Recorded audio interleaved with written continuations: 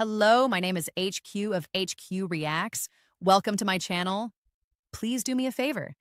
Hit the like button, share the stream, and click the notification button for new content.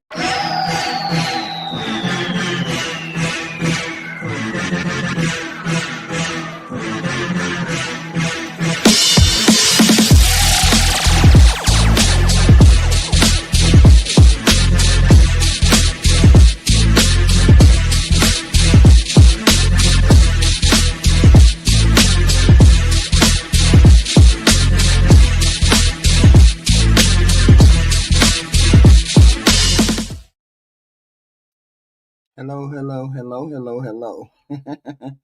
This is HQ in the house. HQ in the house. So many things going on today. But they just won't let this thing go about this ERIKA Kirk. What's going on? Hopefully you guys can hear me. Hey. Right? But they won't let this go about this ERIKA Kirk.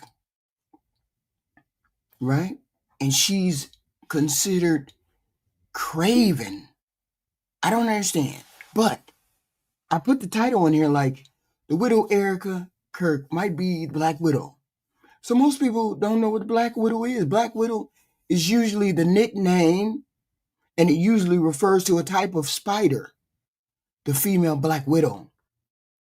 She's infamous because after mating with someone, the female sometimes kills and eats the male.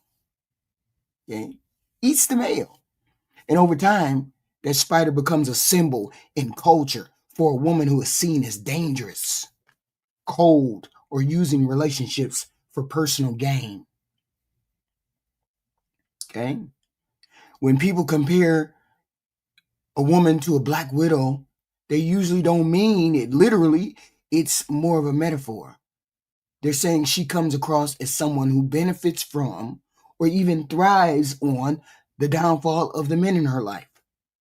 It paints her as calculating, unemotional, and self-serving, especially in the context of tragedy. I don't know about anybody else, but she came across that way. In ERIKA Kirk's case, the comparison might come up because of how she has behaved since Charlie has died. Instead of fading into the background or showing up publicly vulnerable, she's been in front of the camera, nonstop, composed, full of energy, even allowing political figures to turn her husband's funeral into like some kind of campaign platform. To us on the outside, that can look like she's feeding off the situation. It does come across that way, much like the spider's reputation of feeding off of its mate. It might be harsh in comparison and symbolic.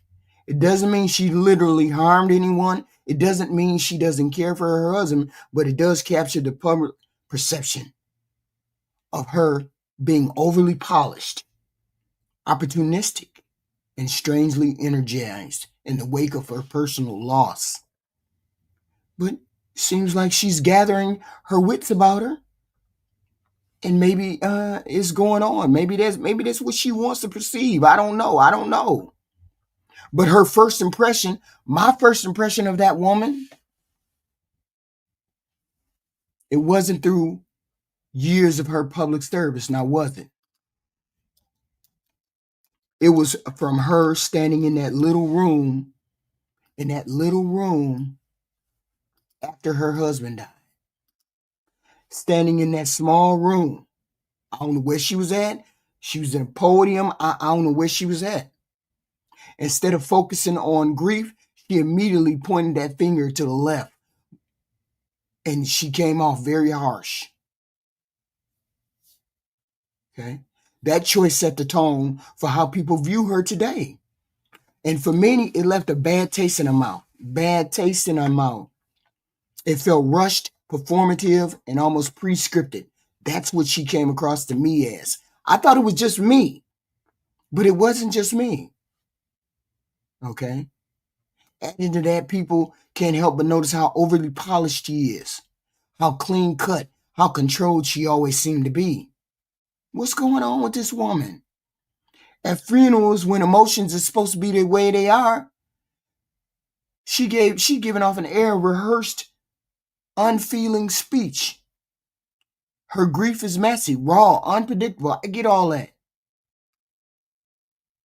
And there's also the matter of her connecting or being connected to President Trump before she even married Charlie Kirk. She worked for President Trump. Relationship automatically makes her look like someone who's been deeply plunged into the political circles for a long time. So when she let Trump turn her husband's funeral into what we saw as a campaign stop, it reinforced the idea that she was willing to use personal tragedy as political theater. I mean, I didn't like her immediately. And then rather than stepping back to process everything, she's been in front of the camera almost every day since Charlie died. She's been full of energy, almost too energetic, given the circumstances. Okay? Of course, everybody grieves differently. I get it. But the sheer enthusiasm and nonstop media presence looks like she's less mourning, more like she's capitalizing on his death. For a public that expects humility and restraint during such times, such tragedy, her behavior feels opportunistic. It makes people wonder, is this really about grief? Or is it about building her own platform now that Charlie is gone? What really rubs people the wrong way is how craven the whole picture looks. It just do. From the beginning. They were blaming the left without evidence, to the overly polished appearance that she's making, to the political funeral, the constant media attention. It all seems like someone using a personal loss as a career launch pad. And while some might sympathize with her position, many people can't help but feel that she needs to reel that shit in. Like Nick Fuentes says, you need to reel that shit in for real. There's a fine line between staying strong and looking strong and you looking like you're exploiting the opportunity. She already crossed that line in a lot of people's eyes, all right? A lot of people's eyes. At the end of the day, ERIKA Kirk is facing a perception problem. Whether she means to have it or not, she comes across as fake, unfeeling, and opportunistic at a time when authenticity matters the most. People don't want to see a polished performance from a wife or a widow. They want to see the humanity. They don't want political games. They want sincerity. If ERIKA doesn't slow that shit down, step that shit back to show some real vulnerability to her husband, the impression she leaves will be that of someone who put ambition before authenticity. And once the public makes up their mind about that, it's very hard to walk that shit back. Now, I was listening to a person the other day. Why'd she come across as fake? And I ain't the only one. So let's listen. Nick Fuentes. Many of you are as well. Oh, still. Let me turn it on. Of Mrs. Charlie Let me turn it on. ERIKA Francie. I don't know Hold on. what to make of her. Hold on. I don't want to jump to conclusions. I have my suspicions, as I suspect many people do. So I'm going to leave it to this young lady who I came across on Instagram, had this to say about ERIKA Kirk. Kirk has deep connections to Jeffrey Epstein, Donald Trump, and the State of Israel. The supposed grieving wife and mother is going to be taking over Turning Point USA. So here's some facts about her that I think the public has a right to know. Now, before she gets into it, I just want to say there is nothing suspicious on the surface that she has taken over Turning Point USA as of this moment. She is his widow, as far as I know. So that in itself, I don't think is entirely surprising. That's not to say that she isn't going to be taking funding from certain people, like Ben Shapiro. I just want everybody to know I'm giving $1 million to Turning Point USA because reasons. and that nobody else is reporting on. Around 2009 to 2010, even though ERIKA had never modeled before or participated in a beauty pageant, she received an invitation in the mail to participate in the Miss USA beauty pageants, which were owned by Donald Trump. In 2012, she won the Miss Arizona competition, and at the same time, according to her website, she was also a casting director at the same time she was modeling for Trump. Okay, there is definitely a Trump connection here.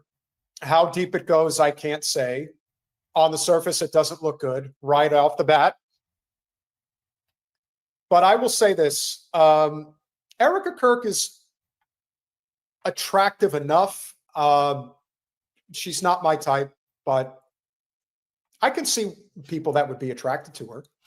I don't think that that's out of step. Beauty pageant winning pretty? I mean, I leave that up to people to decide on their own. I hate beauty pageants. I hate that shit. So she started a ministry when she was just 17 years old. This ministry was working with the U.S. military in Romania at the same time she claimed to be working as a casting director. The area in Romania where ERIKA was operating her ministry out of had a ton of locals accusing these evangelical ministries of kidnapping children and trafficking them out of the country. Now, one really has to ask themselves, is there any particular tie-in here with certain people that are no longer with us that had something to do with trafficking? What? Here's one thing I think you guys should know, and I know this on. These people be coming up with all these wild conspiracies. I don't know it all that deep. All I know is the lady came across as unauthentic. These people go deep diving into her life. What the hell is going on? Pretty good authority from people that have experience dealing with sex trafficking. You would be surprised, maybe even shocked, at how many women are involved in this. And I'm not talking about women that are being trafficked. I'm talking about women that are trafficking women and children. What? It's far worse than you think. These children were being found in Israel, the UK, and undisclosed private islands. The locals demand. Now, what private island could she be talking about? How was Israel involved in this? How was there any direct connection to Mrs. Kirk and the state of Israel? One has to ask themselves, was Charlie honeypotted into this marriage? I'm not saying that he wasn't interested in her. What I am saying is that Charlie probably did have a type. And they probably... The people around him knew what that type was. Right. And pushed her in front of him. And they knew exactly who to set him up with. Ooh. He probably expressed as much. Ooh. Yeah, it is. I'd like to get married. No. And all these... It is out of Romania. In 2018, 2 years after Donald Trump started working with Charlie Kirk, ERIKA and Charlie were introduced to one another after one of their mutual friends suggested that Charlie should hire her to work for Turning Point. Well, I think the big question now is, who is that mutual friend that decided to bring the two of them together? Now, I'm not here to tell you that it is absolutely the Donald that did it. I'm not going there. Right. But who is that friend? It is fair to say that somebody probably did introduce these two. And if they did, who's that person? So you're not going to be my boss. You're going to be my boyfriend. So they began dating. All right. I'm not going there, and I'm not willing to just arbitrarily take that on its surface and say that's exactly how it went down. But is it entirely conceivable that she did apply for a job and that she was very flirtatious with him and he liked it? So if some of these are arranged marriages, or these are arranged marriages, or they've been arranging these kind of marriages, see, I believe that kind of. You know how I believe that? Because the Mormon people, they try to marry each other. You know what I'm saying? They try to marry within the religion, marry within Christianity, marry within Mormon. So I ain't gonna knock it down that they arranged for her to marry Charlie. Maybe they arranged it. I don't know. That ain't what I'm saying. What I'm saying is there's enough evidence to figure out or try to figure out or answer that question. They saying they were set up together to meet each other. And she was really his type and what he was looking for? Mm-hmm. Yes, it's certainly possible. And usually when people put your type in front of you, you're going to look at your type. And she did all the things she needed to do in order to get Charlie to marry her. I don't know whether that's true or not. I'm saying they marry within the same religion, or they meet people, get arranged to meet people, X, Y, and Z. This is what happened with her and Charlie. They did end up getting married and having 2 children, didn't they? I think it's safe to assume that this mutual friend was Donald Trump, because ERIKA was already one of his employees, so it would make sense for his team to encourage this. That is not to say that Trump is the person who actually introduced them, but is it suggested amongst the ranks of which Trump was involved that they were introduced? Sure. I don't think that that's a stretch at all.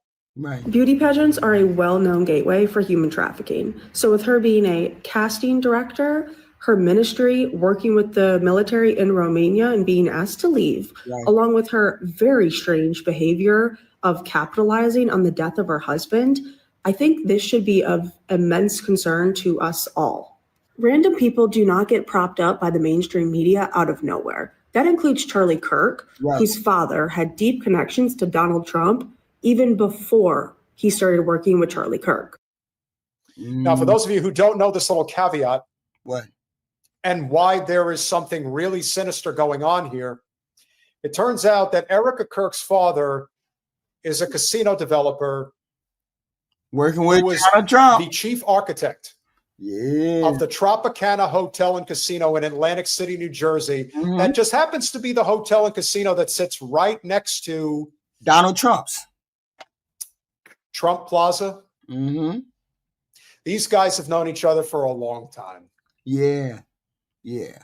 We're talking well before Charlie Kirk was even an itch in his father's balls. Yeah. Yeah. It's more than that. We run in the same circles, and anybody with ties to human trafficking should not be trusted. So comment below and let me know, did you know about her ties to Trump and the beauty pageants and this ministry that she operated in Romania? Let's chat about this. Okay. Trad wife. We are being led to believe. We're going to go over to Nick Fuentes, because you know Nick Fuentes, he got some more to say about that trad wife, right? Or he got more to say about ERIKA Kirk. Let's listen. And that person is none other than Nick Fuentes. We are being led to believe is that ERIKA Kirk is the archetypal trad girl. Isn't that the perception they're cultivating? Yep. When you look at some of these clips, she's supposed to be the ultimate trad wife. She's speaking at the Young Women's Leadership Summit. She's on podcasts saying, oh my gosh, I can't focus because I'm so in love with Charlie. If he's here, I can't focus. I'm so smitten. One thing I will say that I agree with Nick on this is this point. It's not even so much that it's ERIKA Kirk as much as it's one of Charlie's main handlers, Andrew Colvett. Yeah. There's something very sinister about that guy. The way he talks, the way he conducts business.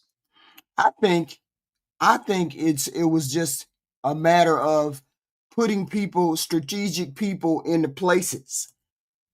That's what I think. I think she was at the right place at the right time. She was Charlie's type. And they said, let's put her in front of Charlie. Okay, let's just put her in front of Charlie and let's see what happens. Nothing wrong with that. Nothing wrong with that. If somebody puts your type in front of you and you fall, it just happens like that. And they just put him in. They just put her, and she's 4 years older than him, 5 years older than him. She's 4 or 5 years older than that man. Ain't nothing wrong with that. There's nothing wrong with that. He just saw what he liked and he went for what he liked. Okay. We can't help it how she acts after that. Look, if it was arranged for them to be together, ain't nothing wrong with that. They knew what was going on. They knew what time it was as far as that family, what they wanted to do, have kids, get married, blah, blah, blah. If she's attracted to him, he's attracted to her, hey, it works. Ain't nothing craving about it. But I mind that people pay close attention. Like, that's the character that she's playing. That's the character that they're selling us. Her husband gets shot in the neck graphically in front of everybody. Shouldn't Miss Tradwife, shouldn't she be like despondent? And I'm not trying to judge how people grieve. right. It's not our position to judge how they grieve or what their response is. Maybe she's just got unbelievable resolve. But if she really is the ultimate Tradwife who knows her place and is a helper to her husband, a helpmate, and she's so smitten with him, and she's the perfect Tradwife, like how she's been presented to us for years, then when her husband gets shot in the neck and blood starts spurting everywhere in front of everybody who starts screaming and running away, shouldn't she be like in shock? Shouldn't she be like in a catatonic state or crying and be in a veil as a widow somewhere? Well, who's to say that she wasn't? I think you're being a little too presumptuous about the way that she dealt with this. There are people who have this idea that ERIKA Kirk is just naturally guilty and had something. No, we're not saying. And the reason I say if it was just her, nobody's saying she's naturally guilty. Nobody's saying that. What we're saying is her appearance is overly polished for somebody who is a widow, who is grieving. Her appearance is overly polished. That's it. We're not saying anything other than that. We're not saying she don't feel what she feel. We're not saying all that. But we are saying it looks kind of funny. But that's not what we got at all. The second he dies, she takes over Turning Point. That happened like 2 days later. Right. She's all of a sudden the president of this $500 million organization. Super influential now, super powerful after Charlie became a martyr. And she's given speeches.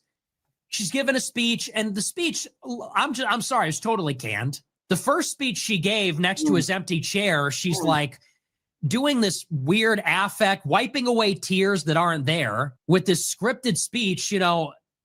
Y'all don't hurt the messenger. I'm just listening to what people are saying. I'm just reporting what people are saying. Maybe she ain't. She just appears like she is doing what Nick. The battle cry of this widow, the cries of this widow will echo like a, and then completely out of step. Well, I don't even know if it's WWE Memorial. She comes out to fireworks and she does this like she's Mary in her white suit. Her makeup, her hair did, and she goes out with fireworks at her husband's fucking funeral like this. She fucking posed. Did you see that? Mm-hmm. And then she goes up and says, yeah, I'm running Turning Point now, and this is how. It's giving me like Claire Underwood vibes. Well, I don't know if she's as savvy as Claire Underwood, and if you have not seen, I don't watch much TV. Dream went through which much of which I want to know. I think that was an arranged marriage. And either she was like a handler or she had political ambitions of her own. Right. But yeah, I don't know. Look, who is ERIKA Kirk now? Yeah, I think there is definitely enough evidence on the surface, circumstantial as it may be, to suggest that their marriage had some elements of arrangement. Right. I'm deeping. There's nothing wrong with that. Nothing wrong with that. This is a person that is being foisted on us. Look, don't get me wrong. You lost your husband. I am deeply sorry for you. I really am. I'm praying for you. I am deeply sorry for you. I can't imagine what you're going through.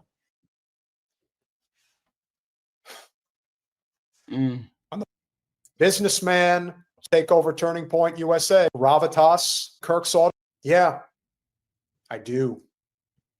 But you becoming president of Turning Point and now being foisted upon us, that's an altogether different story. Right. You know, it's like I said on Monday, and Alex Jones didn't like this. He said it was mean. A lot of people didn't like it. You want our sympathy? You got it. You want our prayers? You got it. People would, you know, walk over broken glass for this widow who can even sympathize, who can even understand what she's going through right now. Right. But they're asking us to accept her as like this new leader. They're foisting her on us as a political leader. And that I don't like. Right. Well, who is Kirk? Hey, that's on that with that. That's on that trad wife bullshit. That's on that. I don't like that because that's manipulative. Yes. That is predatory. Right. She's the widow. Who can criticize her? She's a widow. Who could ever say anything negative about her? Right. So therein lies the rub. Right. You put her in the front. You have her do that. Who is the person suggesting that she be the leader? Because it certainly isn't her. I don't get any vibes from her that she would even have any clue as to how to handle it. Yes, I would say that she probably has a handler. Yeah, a handler. That's the most likely circumstance. That she let them turn her husband's funeral into a campaign stop.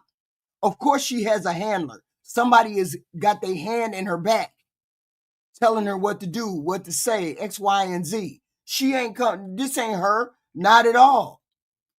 Approach. She's the victim of the tragedy. It's like when a victim of a school shooting starts running an anti-gun nonprofit. Right. You know, it's like March for Our Lives. Because who could criticize a kid that almost got killed in a school shooting?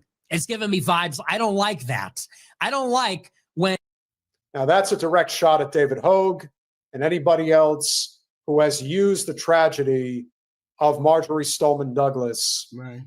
Of Davos to where that shooting happened is a political figure, because it's like, okay, who the fuck are you? You're the victim of some tragedy. That sounds like a really shitty thing to say, but it's like, how do I know you're not being controlled by somebody? Because quite honestly, we knew who Charlie Kirk was and he built the organization. We have no idea who you are. Right. What makes you qualified to run Turning Point? Because your husband got killed? Right. What makes you qualified? We don't know anything about you. We don't know where you came from. We don't know anything about you. For all we know, you are working for some other person, or now the board is going to run it. Now, okay. Right. You've come this far, Nick. You've made it very clear you don't think that ERIKA Kirk is capable of running TPUSA. And I would agree with you that she probably isn't. Then again, I don't know who is, but you're also not willing to go where the evidence is clearly pointing. Somebody had something to gain in a very substantial way. Right. And you're not touching it. Just like you said, there's no way Israel was involved with this. And you've been very silent about what's been coming out regarding this patsy. They tried to blame you. Are they saying that that boy didn't do? Are they saying that that boy didn't do this on his own? Are they saying that Ty Robinson didn't do this on his own? Is that what he's saying? He's implying? What's going on here? Right out of the chute. If they were going to blame anybody on the right, it was going to be you, Nick Fuentes. You got your mind right pretty quick on that. Now, you're making some decent points here. Right. But it's almost like you're trying to avoid saying that little country in the Middle East, for some reason, at the tip of your tongue, but you can't say it. I wonder why. Some shadowy force is going to run Turning Point through you, or you represent. We don't know. We don't know who you are. But no one can say that because she's a widow. And that I don't like, because this is a high-profile killing. It is forcing people to ask a lot of questions. And this is the one aspect of it that we're not allowed to ask questions about because it's in bad taste. Well, you know what? This is politics. If you want to speak at the funeral, no one's going to question that. But you seize control of the organization right away. I'm seizing the reins. And no one dare question me because I'm a widow. Right. Yeah, I don't like that. I'm sure you don't. But then again, it's not necessarily that you're not is over to him. Okay. So that's Nick Fuentes' take on it. He thinks something is in the wind. This is another take on what's going on with her. Okay? Here's another take.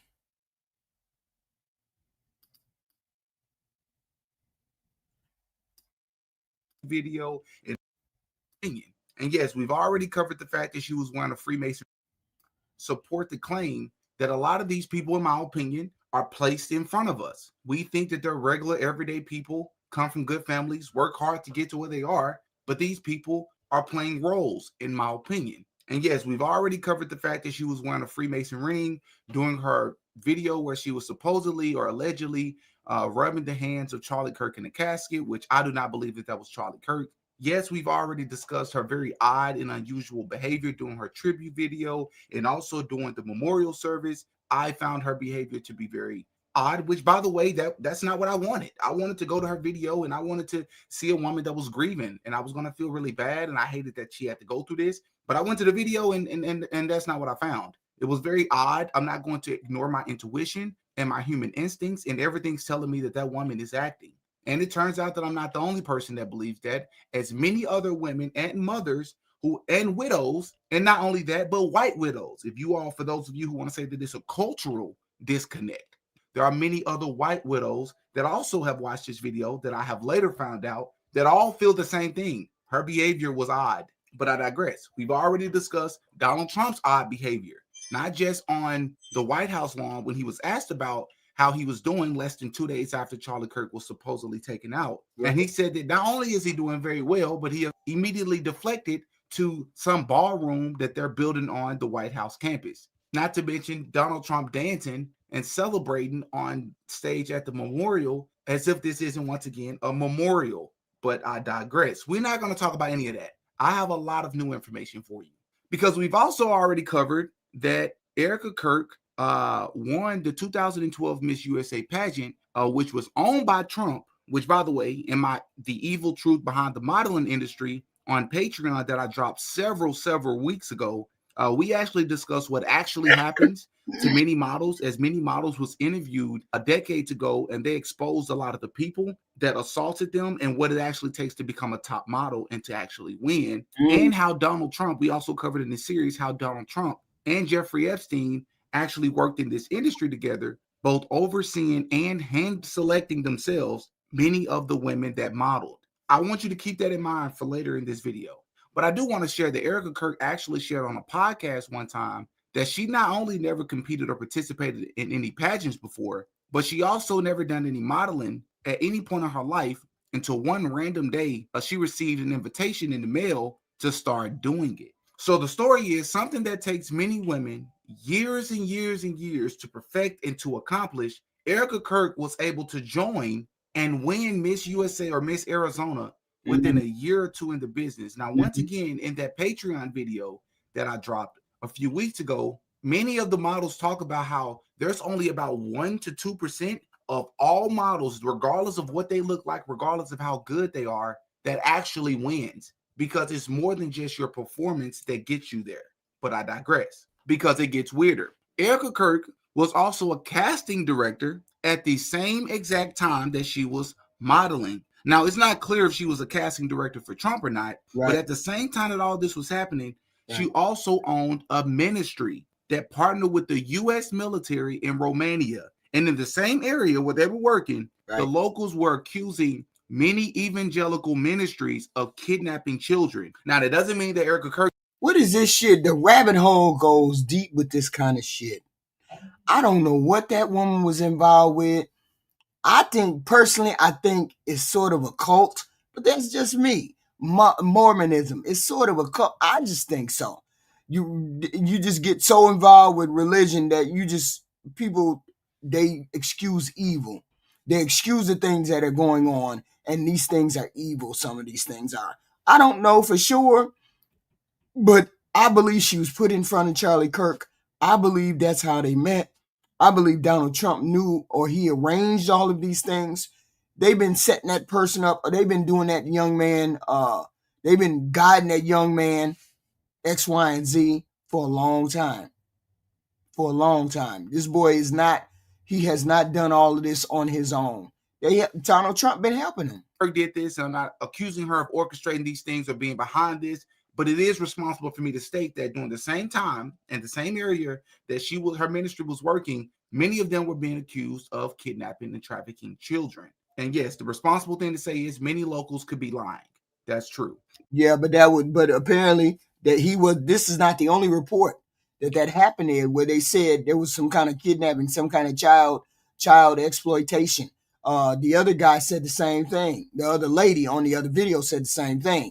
So where there's smoke, there might be fire, and she was in the middle, maybe not doing it, but knew about it. But these children were being sent to Israel, the UK, and other unknown islands. I also want to state that ERIKA Kirk also visited the Pentagon in 2012 while she was modeling. So I've been able to travel to the Pentagon. I've been able to meet General Salazar, who's actually out here in Arizona. And I've also been able to donate a Johnny's Locker to the Sojourner Center, which you're looking at right now. Wow. So there's been a lot of things that have been going on, from working in the military to traveling to just being able to get out. Well, here's another good one for you.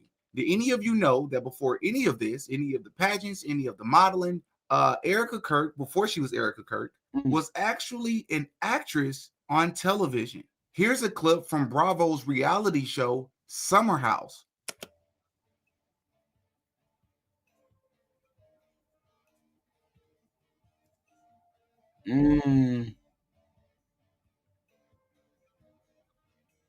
How about this? Did you all know that ERIKA Kirk's mom not only worked closely with the government, but specifically with Homeland Security and the Department of Defense? Can I ask a question? Wow. How did your mom choose Phoenix? So she chose to move to Phoenix from Ohio because there was more of an opportunity for a female business owner out here, especially from the standpoint of she was getting involved with the government. So out here, together. It says here, ERIKA Kirk's parents are Kent and Melanie Franceville, or Franceville. Yeah. Kent Franceville. Yeah, that's her as a young ERIKA. That's her as a young lady. Yes. He was a prominent figure in the defense industry, having chaired Raytheon's Israel division and been involved in significant military projects, including the Iron Dome. Melanie Franceville's background is less publicly detailed, but the family has been noted for their connections to conservative and pro-Israel circles. ERIKA's upbringing in this environment, combined with her own public roles, has placed her at the center of discussions regarding influence and alleged covert operations. Now, would you look at that? So that means not only was her family, currently her family is very well connected, but they're connected to Israel, the same foreign nation that many Americans are not rocking with right now, including myself. Right. And I guess that could further explain Charlie Kirk's undeniable record over the years when it comes to Israel. I don't think many people ever thought that it was just strictly about the Bible. But this also means that ERIKA Kirk was successful and a millionaire well before she met Charlie Kirk, because of all these ventures that she was placed into before she met him. And now she is the CEO of Turning Point USA. But let's continue. Did you know? Look at the sign in the background. You see that in the background, Trump International Hotel.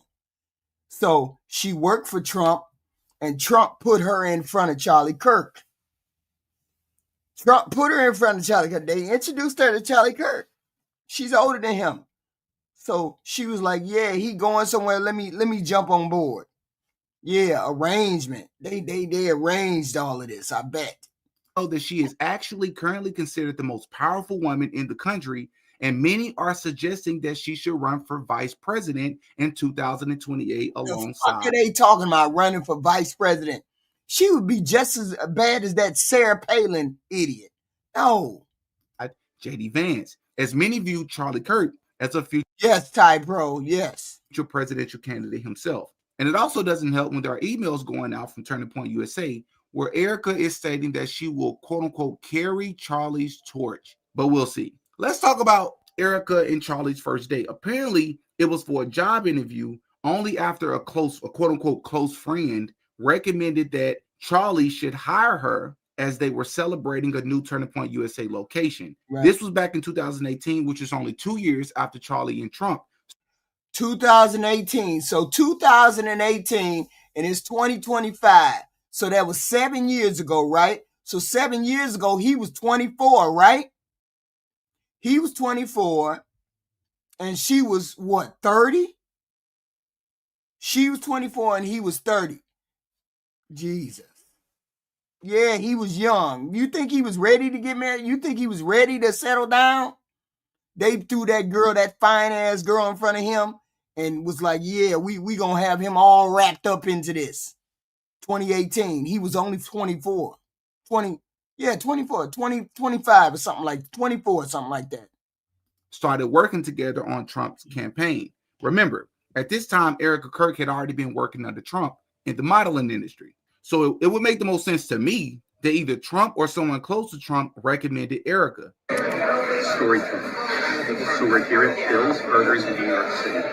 And right near this very table was the first time that I met Mama. And it started as a job, and I was asking all these questions. Philosophy, religion, Jesus. And then I realized Mama was beautiful and smart, and elegant, and Christ-like. And so I said, forget this job interview. I want to date you. And I said, I have enough friends. And that's where your journey started. And I've already covered the weird story of the 72-year-old man that supposedly started Turning Point USA with an 18-year-old Charlie Kirk after convincing him not to go to college. But I digress. Anyways, ERIKA has also shared the story of seeing Charlie in Israel. So there's the Israel plug once again. Right. And notice that he looked familiar, but was too afraid to approach him. And then they would run into each other again in America, supposedly. And if I haven't blown your mind yet, keep listening. Did you know that Charlie Kirk's family was closely and heavily tied to Donald Trump as well, as his parents worked really, really closely in the Trump Tower? It says here, late Turning Point USA founder Charlie Kirk's parents were longtime Trump allies. Charlie Kirk's parents worked with Donald Trump long before the presidency. See, he flies into the face of those people who keep saying those rich men don't marry no older women. They don't do all that.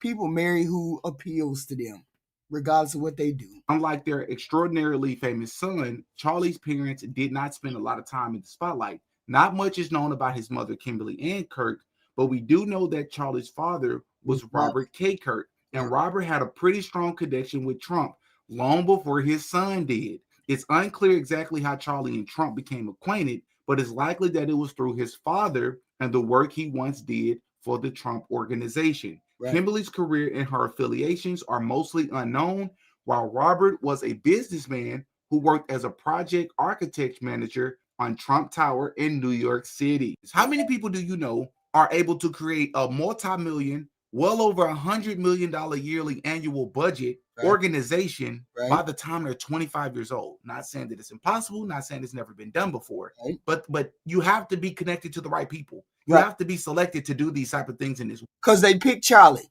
They had him all lined up. And he says, oh shit, my life is me. My life is what I want it to be. These people set that man up to do what he had to do. Put that girl in front of him, started that business, started all of these things. They were grooming him to be the president. They were grooming that young boy to be the president. World.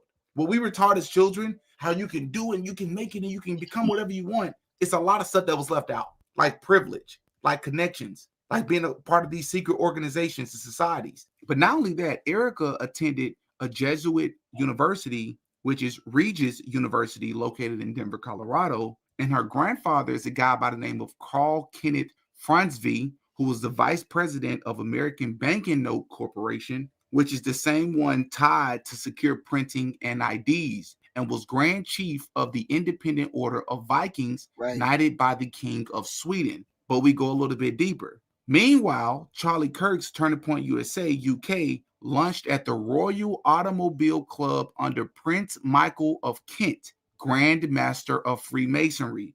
George Farmer, who was Candace Owens' husband, sat as chairman, tied to Andrew Tate long before Candace. So it begs the question, is ERIKA Kirk a CIA Mossad plant cosplaying as a trad wife that was hand selected to be Charlie Kirk's wife. One could even argue similar to how Melania was hand selected for Mr. Donald Trump himself. But I'm not done. The biggest red flag, in my opinion, whether you all agree with me or not, is ERIKA Kirk and Charlie Kirk's children. Now, I noticed this before, but it's really stood out to me since. Can anybody, anywhere, on any platform, Google, Instagram, YouTube, interviews, can anybody find a solid photo of what ERIKA and Charlie Kirk's children looks like? Yep, you heard me right. Because that matters. Because you have some people who are going as far to say that they believe that this ERIKA Kirk and this Charlie Kirk relationship was completely arranged and that they probably weren't together like the public thought that they were. Much like how a lot of celebrity relationships are arranged to make power couples, to bring in more fans, more attention, a better dynamic.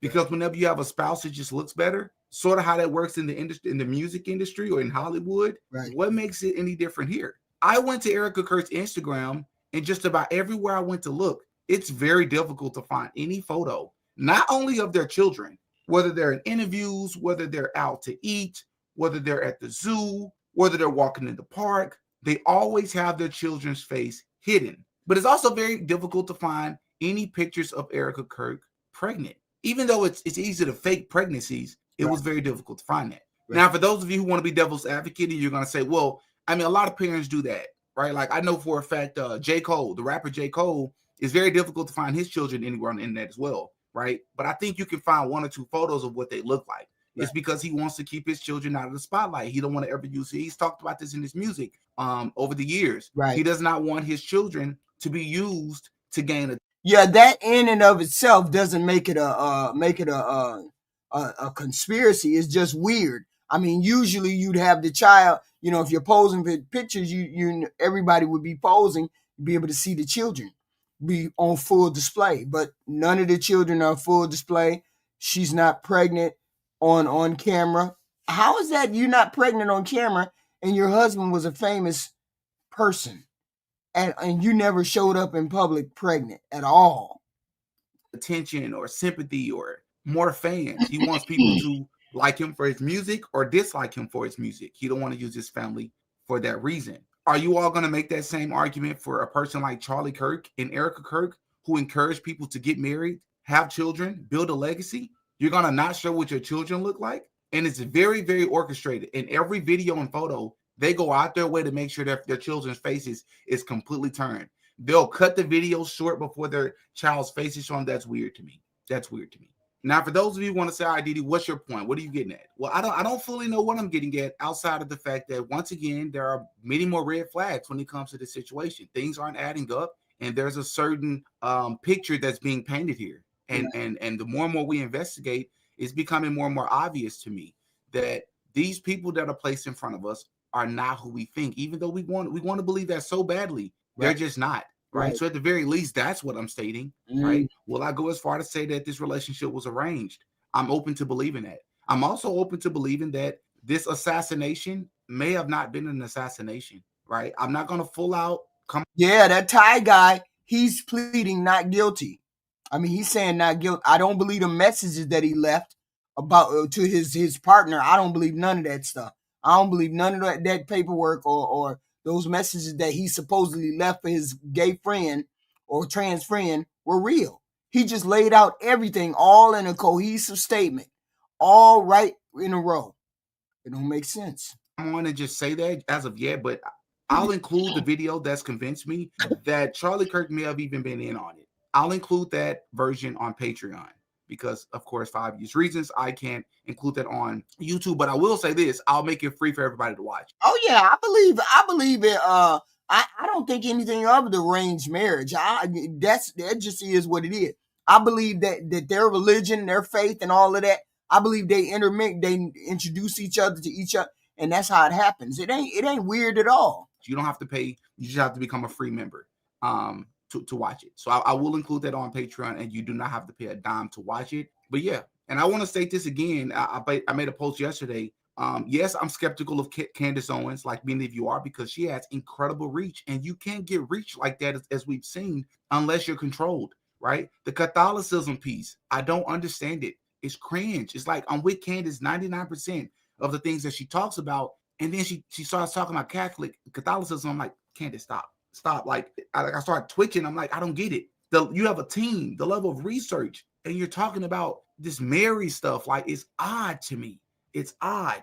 So I'm not saying that Candace Owens is one of us, but I have to give credit where it's due. She's talking about all the things that we talk about on the channel. Freemasonry. Candace has covered that. Black America Prince don't have no kids. What are you talking about? You sound like you unraveling. What the hell is going on with you? Multiple times on her channel. She's talked about Israel. She's talked about the people who run Hollywood. She has talked about it. Yes, sometimes they put people in position to pretend as if they're for us, but they're controlled our position. But typically in those roles, they take us towards the truth, and then they just long enough where we start to trust them, and then they derail. They take us in that direction, or they take us in that direction, right, or they take us backwards. In my opinion, based on what I've been following with Candace, not only has she continued to go towards I'll put it this way, the same direction I'm going as it pertains to trying to seek the truth, but Candace Owens has also encouraged other people to do their own research and not take her own word. That's not normally what people say if they're trying to trick you. That's all I'm gonna say. Y'all in the comments. Yeah. So that's the whole thing. People don't believe that it's just the way that they are to putting it in front of us. They just putting stuff in front of us so we believe what they say. I don't believe nothing about what these people say. These people say and do so many things. So I don't believe none of this shit. I just know that woman don't come across as authentic. And this is the ex-MAGA lady who's talking. I went to college. Who's talking about being a trad wife and how they're sort of fake. I got my degree in statistics, which is a male-dominated field. Right. I got my job at Visa, and at the age of 24, I bought my home in the Bay Area, which is. I know Prince had a child. I know it had a genetic disorder. I'm saying he doesn't have any children now. An expensive market to purchase a home, and I don't mean to brag about myself, but it just proves to you that I worked my butt off to get what I had. After I bought my home, I proceeded to remodel the home with my own two hands using YouTube tutorials. So like literally, I did not need a man. I did the manly work. I learned how to use a table saw and not cut off all 10 fingers, right? So like I proved that I can live this life without a man, and I'm telling you, it is not fulfilling because at the end of the day, I was sitting in an. That's your thought. That's your process. Don't force your thought or process on other people. Empty home, absolutely miserable that I was alone. I need a man to fulfill my greatest potential. And then I'm happy for you. I'm more than happy to say, go ahead on. But a lot of women say that's not the case. But then we're not talking about that. We're talking about fake trade wives, which is to become a mother. Nothing that's better than becoming a mother and having that legacy. And when you find the right man who wants to have that legacy as well, you will want to submit to him. You want to know what that was? That was part of this trend going around in the alt-right community. They're calling it former feminist. Some of them are doing like a hashtag ex-feminist. Right. And basically a woman posts a video where she talks about how she used to be a feminist. Like, I had a college degree and a high-paying job. I bought my own house, but I was alone and sad because I didn't have a husband and I wasn't doing what God wanted me to do by having babies. So I stopped being a feminist, renounced my feminism, got married and had babies, and now labels herself a former feminist. And she usually ends the video with some stupid Bible verse about submitting to her husband and tells us that now that she's not a feminist, she's so happy. This is ridiculous. And even writing the notes for this video made me want to barf. Let's dive in to the wealthy alt-right biblical wife grift. I'm Jenny Gage, and this is Life Take Two. I think that we've gone wrong here, that women should prioritize family and children way above career, that they should try to find their husband before they're 25, that they should try to get married way younger. Having children, I believe, is a blessing from the Lord. It's the most amazing thing. You should try to have as many children as you can. Much more important than traveling to Thailand or having a big apartment or a bunch of cats. Okay. Hi, everybody. Thanks for watching. I know there's a lot of great stuff out there on YouTube. That's what she's trying to say. She's trying to say these women out here who keep saying that they used to be feminists, that they used to be single, they used to love it, blah, blah, blah. And then they decided that they were going to get married and then they were going to find their husband. She's saying it's a grift. Basically what she's saying, I'm making the connection that this ERIKA person, the reason why ERIKA is acting the way she is because she's not naturally a submissive or a trad wife. It's an act. I appreciate you stopping on one of my videos. I don't know what he mean by way young. I don't know who's way younger. What did he mean by way younger? Who says way younger? I'm going to be talking about Charlie Kirk today, just a little bit. And no, she's saying they were feminists before they got married. Then they decided they were gonna go on the trad wife grift, and then they got married. Then they did the trad wife grift, and then when they came out of being married or divorced or whatever, they knew they weren't that. And just because I'm talking about Charlie Kirk's ideologies doesn't mean that I condone violence at all. In fact, I am 100% opposed to guns. I think that we need to just destroy them all off the face of the earth and never have them again. And I'm frankly sad that Charlie's life was ended so young so that he didn't have the chance to have his life take two and become a woke atheist. I think the same thing, Project Leroy. Like I am. I'm also going to be talking about ERIKA Kirk today. I've never met her. She's from my hometown, but I am way older than her, and she's way richer than me. So despite having money, I never had enough money to live in one of her neighborhoods. I don't want to take away from her grief and the horror she's endured, but she's being held up as the ultimate example of biblical womanhood and being pushed around the world as the example that we're all supposed to follow. We have to talk, not about who she is, but about what she's selling. What she's selling. Clear, I'm not attacking. What she's selling. This is a MAGA. This is a old she used to be MAGA. She used to be their trad wife. She's telling you that ERIKA Kirk is selling herself. ERIKA Kirk is selling it. This is what she's saying. But I am furious because I fell for it. I got scammed by my church and spent the first 44 years of my life submitting to men. As a result, I ended up homeless and traumatized. I'm a survivor of the system myself, and I know that women out there followed me. Some of my sisters, young cousins, young nieces. And then later in life, when I was the Young Women's President, I was directly teaching this lifestyle. I'm sorry, I didn't tell y'all. Come on, y'all. Hit the like button, hit the share button, hit the do all of those things, but hit the like or the share. You came in the room, knocked on the door, listened to the content for a minute. So please hit the like, share, and subscribe button, please and thank you. Please and thank you.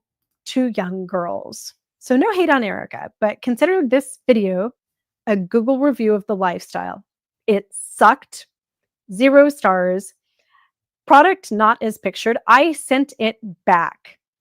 And you should avoid it like the plague. So this obnoxious, ridiculous. She's saying you need to avoid the trad wife, the traditional wife, a role as much as you can. She said she lived it. She's saying ERIKA Kirk is in the middle of it, in the mix of it. Maybe she like it, maybe she don't. But she ain't coming. ERIKA Kirk is not coming across as very sympathetic. This woman is saying these people are unhappy in these roles. Genre of I'm a former feminist videos. I've seen a bunch of these specifically about ERIKA Kirk floating around for the past week or so. Usually in the context of I had this amazing life and then I met Charlie, I fell in love, and I decided to do what I knew the Lord wanted me to do, which is have babies and be a wife and a mother. Right. And you go into the comment sections in these videos and it's just full of, oh, this is the most inspiring thing that I've ever seen in my life, and praise be to Jesus. And I know I'm a wife and mother too, and it's the most satisfying thing that I've ever done. I would never want to be a feminist again. They've been lied to. And again, I know this because I was one of them. We used the term women's libbers in my house, like some people would use 4-letter words. I hated women's libbers. They were the devil. And I hated them because I was being lied to. These ladies have lived in an insular society. They've lived in this little bubble and they don't know reality outside of the bubble. I didn't. I saw some of the neighbor ladies that like had jobs and stuff, but my mom didn't let me go to their houses. I could only play with the Mormon kids.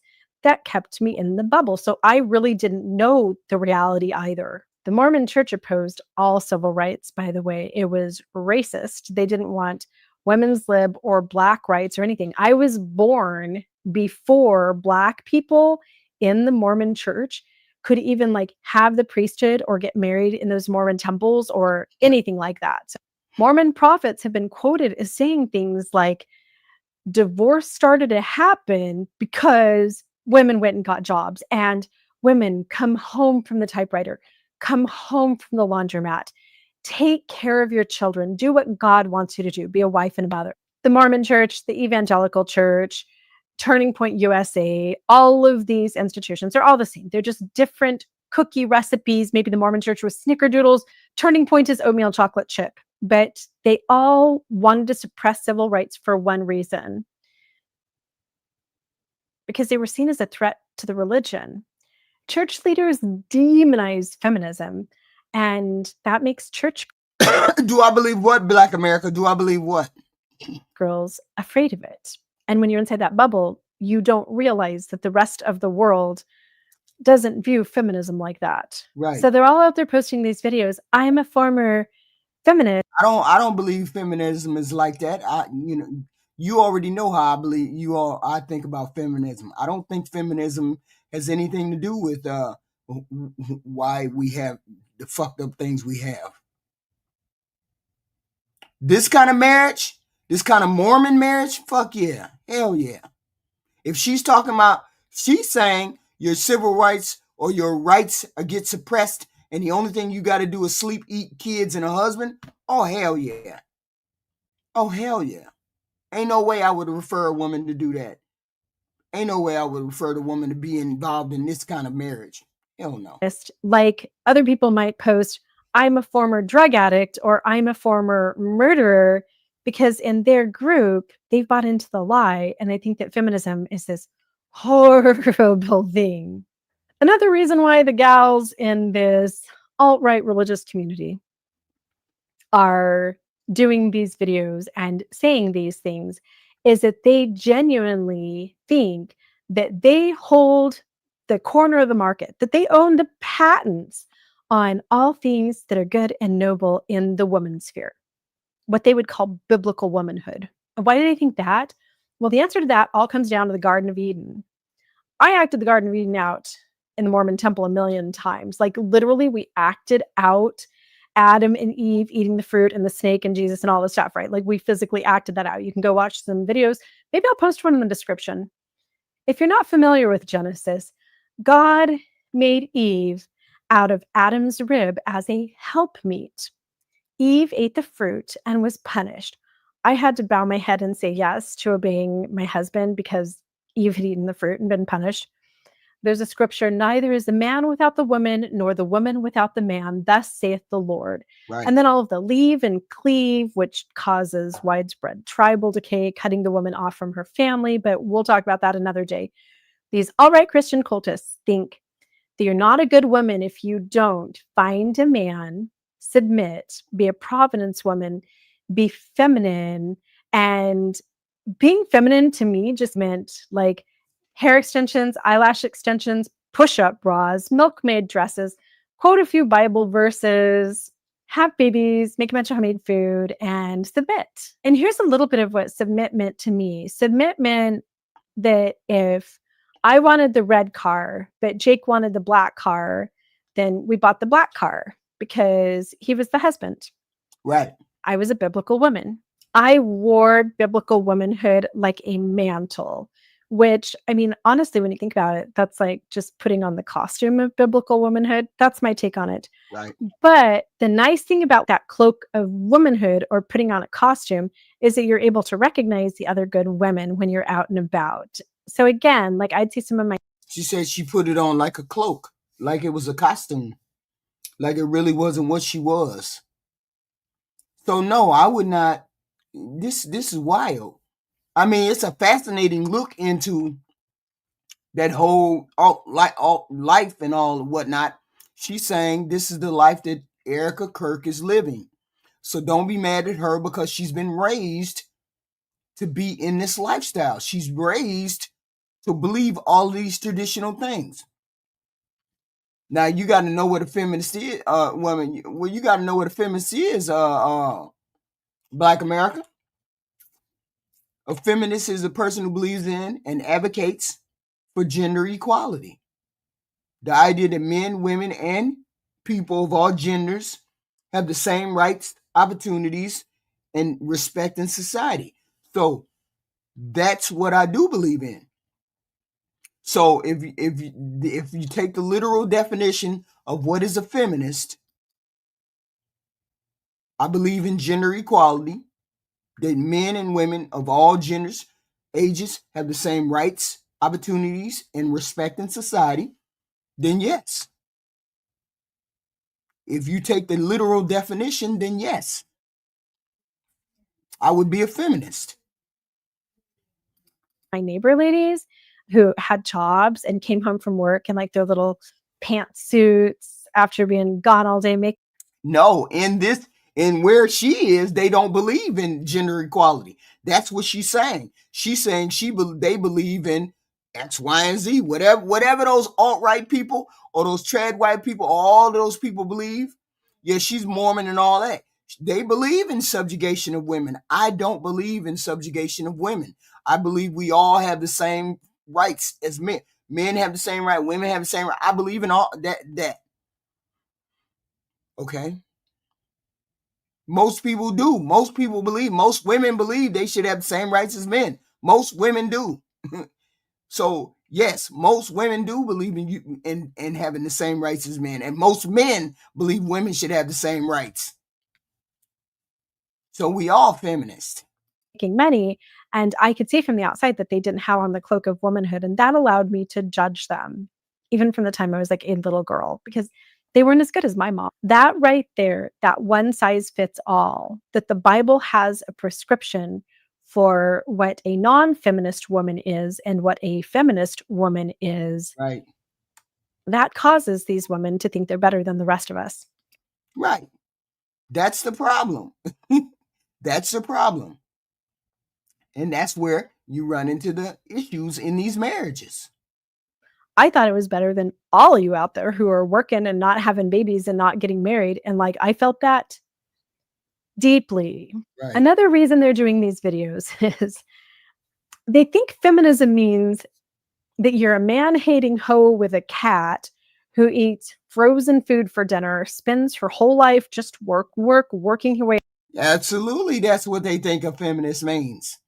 Absolutely. That's what most people will think a feminist mean. When they say feminist, they think she's a raging bitch who works and has cats and don't want to bang around and hate men. That's not what a feminist is. Y'all need to look that up. That's an assignment. Please look what a feminist means up, please. Up the ladder and dies alone watching Netflix with her cat, a vibrator. And well, it's not, because if I'm a feminist, I don't do any of that stuff. So no, that's not what a feminist is. You need to look at the definition. Please look at the definition before you stop. And the little microwave box of Trader Joe's frozen macaroni and cheese. Sure you guys, you do. I hated women's libbers because I saw them as people who were directly opposed to the kingdom of God and his truth. Right. And if I was to have defined what I thought women's liberation or feminist meant when I was a Mormon trad wifey, I would have literally said feminists are man haters. Feminists are not men haters. There's plenty of feminists out here. I just read y'all the definition. Apparently you didn't hear. Jesus, I can't make y'all learn. I can't make a motherfucker learn. This are single women who sleep around, who refuse to have babies like God made them to do, and who think that they're better than men. Like literally, if I saw a woman being a boss over a man, well, that's a feminist, and that's not God's plan. And that's what all of these women think. That's what Charlie Kirk thought. Right. That's what ERIKA Kirk thinks. Right. And they're wrong. That's what their pastors and bishops and Sunday school teachers and evangelical podcasters are teaching. And they're all liars. And every single one of these. That's why when I hear people talk about feminism, I know you're lying because I know what feminism is. I know you don't know what feminism is. You have no practical application of what feminism means.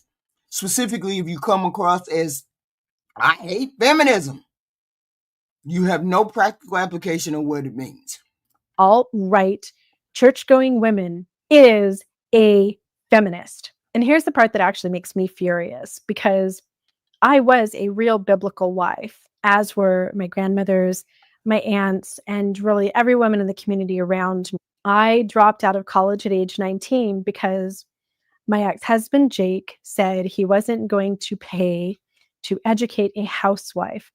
That was a direct quote. That was a quote out of my brand new Mormon returned missionary husband's mouth a week after we got married, when I was filling out my college applications for the next semester. So I haven't had any education after age 19. I know that that kind of shows sometimes in my videos.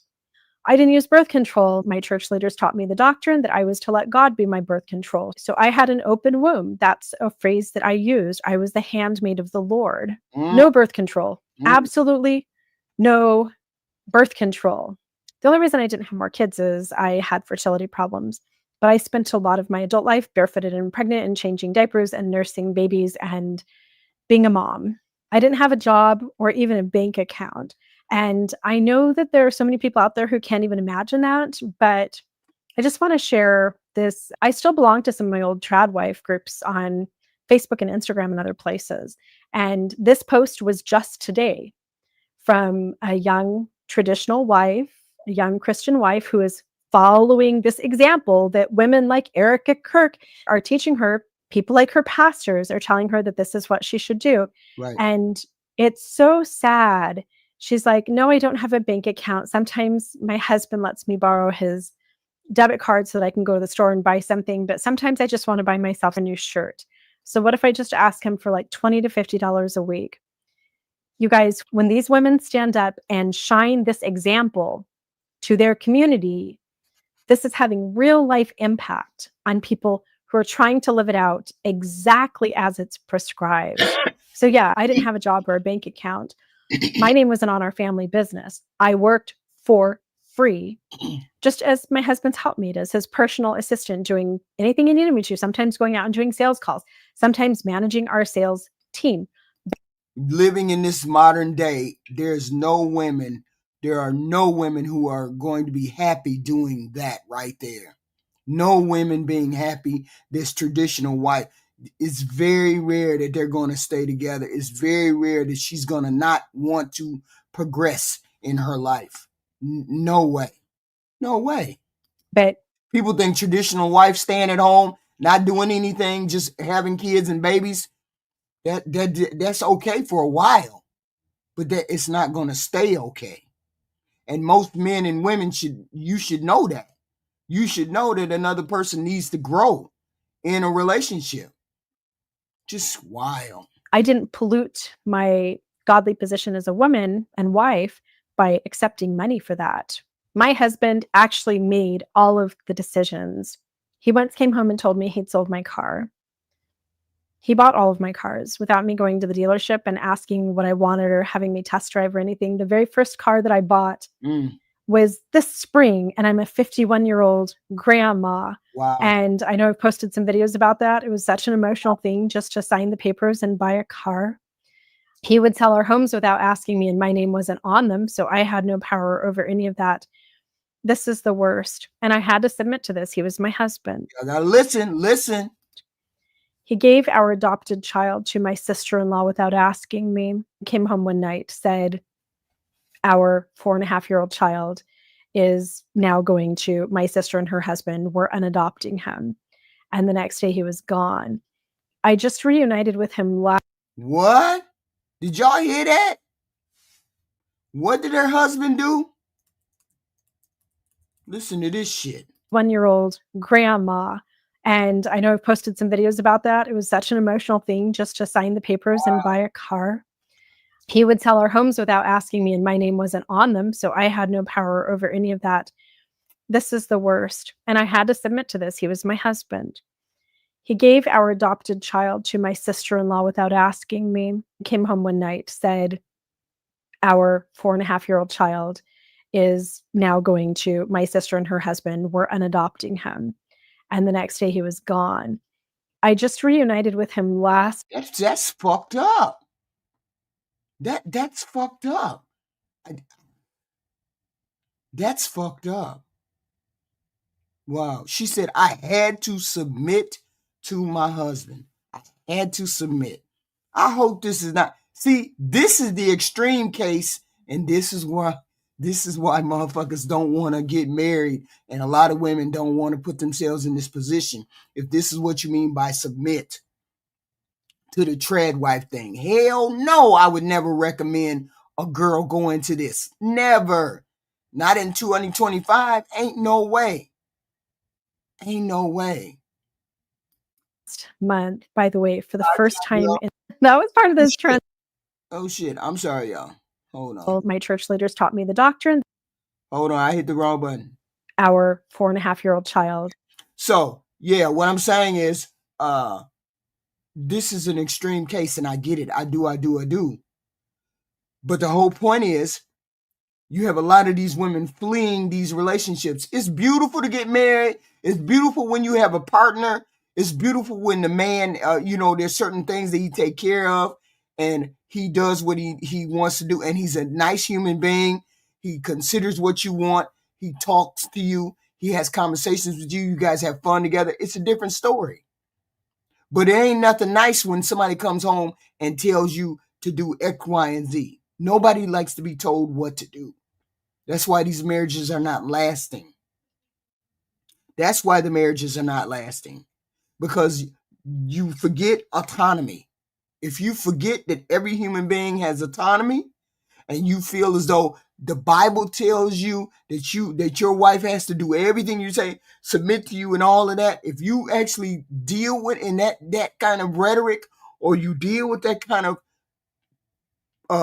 scenario where you feel like the woman has to do everything you say, you ain't gonna be happy. No, not you. She's not gonna be happy. She ain't gonna be happy. Is now going to my sister and her husband. We're unadopting him. And the next day he was gone. I just reunited with him last month, by the way, for the first time in 16 years, the child that I lost when he was 4.5 years old. My husband was my master. And in so many ways, I was just his house slave. The vision of biblical womanhood that these women are peddling is sick.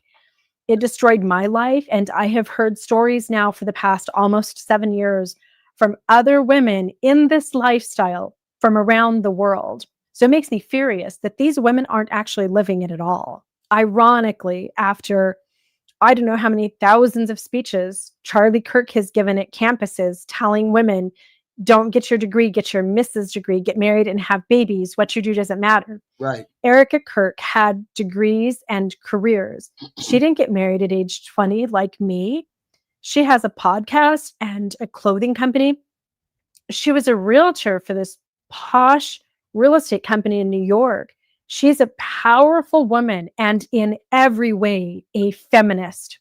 But she sometimes says little sentences out of her mouth about submitting. Like, I don't know, she was letting Charlie pick the couch color or something. And here's the deal. She's saying that ERIKA Kirk has a costume on, that ERIKA Kirk is pretending. That's what she's saying. ERIKA Kirk is pretending. I don't think that most of the public who are consuming content from these biblical wife grifters understand that their lives are not what they're projecting, because we as humans have a way of projecting our life onto others. If I'm a little stay-at-home mom in a normal, cute little home in the suburbs of Gilbert, Arizona, then I'm going to picture ERIKA Kirk as a normal little stay-at-home mom in a cute, normal little house in the suburbs. Do people understand what the Kirk home looks like? Do people understand what her schedule entails. People don't picture the massive mansions like the Kirk mansion. I've spent a lot of my life in Scottsdale, Arizona, and this is a spectacular home. They were incredibly wealthy. This is not just your normal. It is exactly what she's saying, Black America. She's saying the way she talks, she understands that ERIKA Kirk is a modern day woman who is trying to fit into the traditional woman. You're going to see that more and more. What traditional woman is running the business? What traditional woman jumped her ass out there talking about, I'm going to run the business now. I'm in charge, X, Y, and Z. That's not a traditional woman. You heard Nick Fuentes say the same thing. This is not a traditional woman. ERIKA Kirk is not traditional. She had all of these businesses and all these things before she got married. What are you talking about? This is what this lady is saying. She's saying that ERIKA is a regular, ordinary, modern day woman. A little stay-at-home church girl type of life. People aren't picturing the babysitters and the housekeepers and the chefs and the personal assistants, right, and the hours that these women work on their merch stores and their podcasts and traveling around the world for their speaking engagements. And they don't picture the hours that they spend in the salon, having their extensions done, having their nails done, meeting with stylists. The only reason anyone buys into any of these people, ERIKA Kirk, Ballerina Farm, Nara Smith, whoever, is that we are projecting our stuff onto them. But that is not these women's lives at all. They are talking a talk that they are absolutely not walking at all. Last night, we bought these bowls with like rice and chicken and all kinds of stuff. And I had ordered no corn. We get home, I grab a fork, open my bowl, sit down, and it's full of corn. I look at the lid. Do I have the right one? Yep, it says no corn right there. The words no corn written on the lid of a bowl full of corn didn't make it corn free. And it's really important for me not to have corn because I had part of my colon cut out.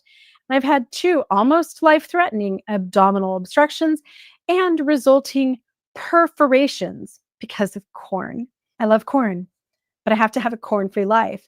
And the words no corn don't do jack squat for anybody. And posting Bible verses and filming podcasts about submitting to your husband while also running businesses, owning assets, having a very lucrative career and a net worth of your own that's like astronomical, right, and speaking on stages doesn't make you a non-feminist.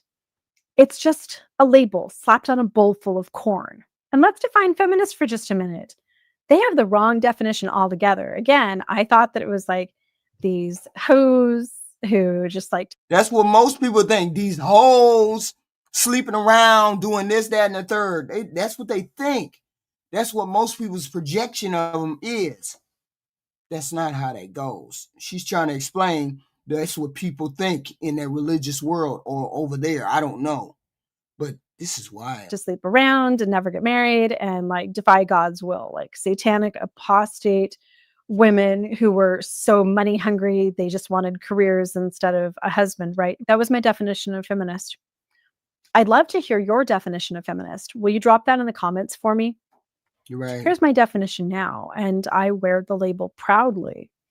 A feminist is someone who wants equality for women, protection, a sustainable life, leadership opportunities, a voice, full rights as a human, access to everything that men have access to. But feminists also get married and have babies. It's funny, people are stunned whenever they see a man in my videos. They're like, where's the cat? I've actually gotten that comment in my comment sections over the years. Right. I'm like, who's that guy? It always blows people away when Kev is part of my profile picture. Feminists get married. Feminists have babies. Feminists do all the stuff that the church girls are doing. We just make sure we have equality, a bank account, an education, a voice, respect, protection, purpose, and passion, and help with the kids. Oh, all the stuff they have, all the stuff that ERIKA Kirk has, all the stuff that Ballerina Farm has. Nara Smith, Esty William, the list goes on and on. And again, I don't have a problem with ERIKA, Kirk, Hannah Nealon, Nara Smith, Esty Williams, or any of them. I do have a problem with lies. These women serve a purpose to the rich, religious, capitalistic boys. Right. They are the propaganda arm of the patriarchy, modeling behavior designed to keep women where they need us, right, in bed waiting to get pregnant. This is all about access to our wombs because the men don't have any.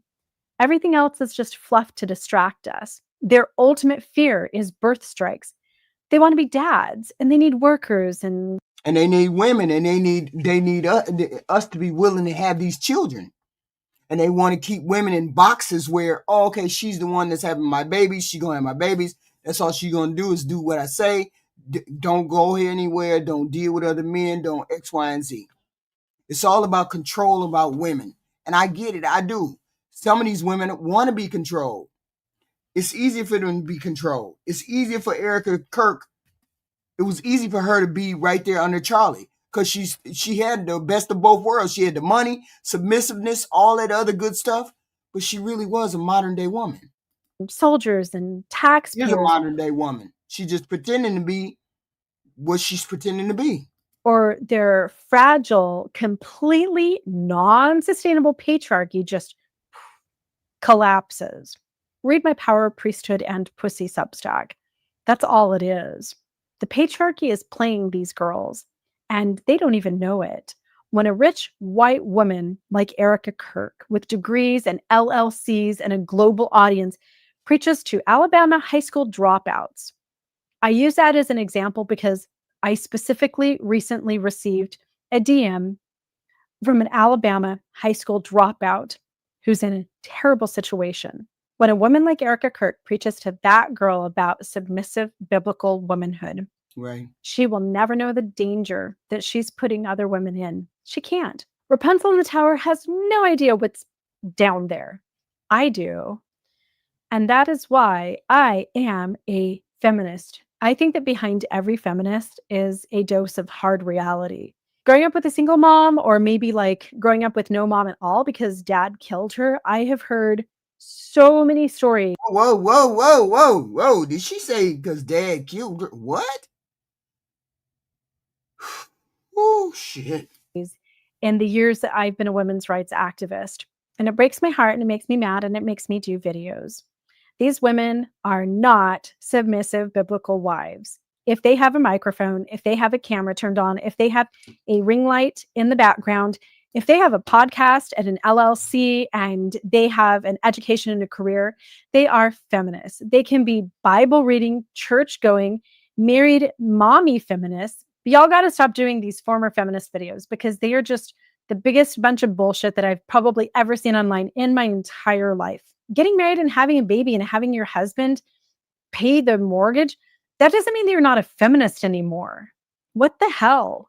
And to all you young women out there, don't let these rich church wives distract you with their grift. Be a feminist and a mom. Bake cookies. Tonight I'm doing trout, roasted Brussels sprouts, focaccia bread. What else do I have? I don't know. I'll put a link in the description for my cooking page over on Facebook. Because feminists still have to eat, you weirdos. Anyway, do all the things. Be as domestic and as married and as... Yeah, so she's trying to say, no, they might pretend to be, and ERIKA Kirk is doing the same thing. She might pretend to be, but she's a modern day woman. She is the person that is stepping up to be the CEO of Turning Point USA, which basically means she is not a traditional wife. And you can go wherever you want to go, however you want to do it. Most women are not going to be traditional wife because they have other things going on. Now, men just want somebody to have a baby, a whole, be available and all this, that, and the third. But 9 times out of 10, they don't sit there and wonder, why are they women going to work? Why are they women have a side business? Why are they women working on?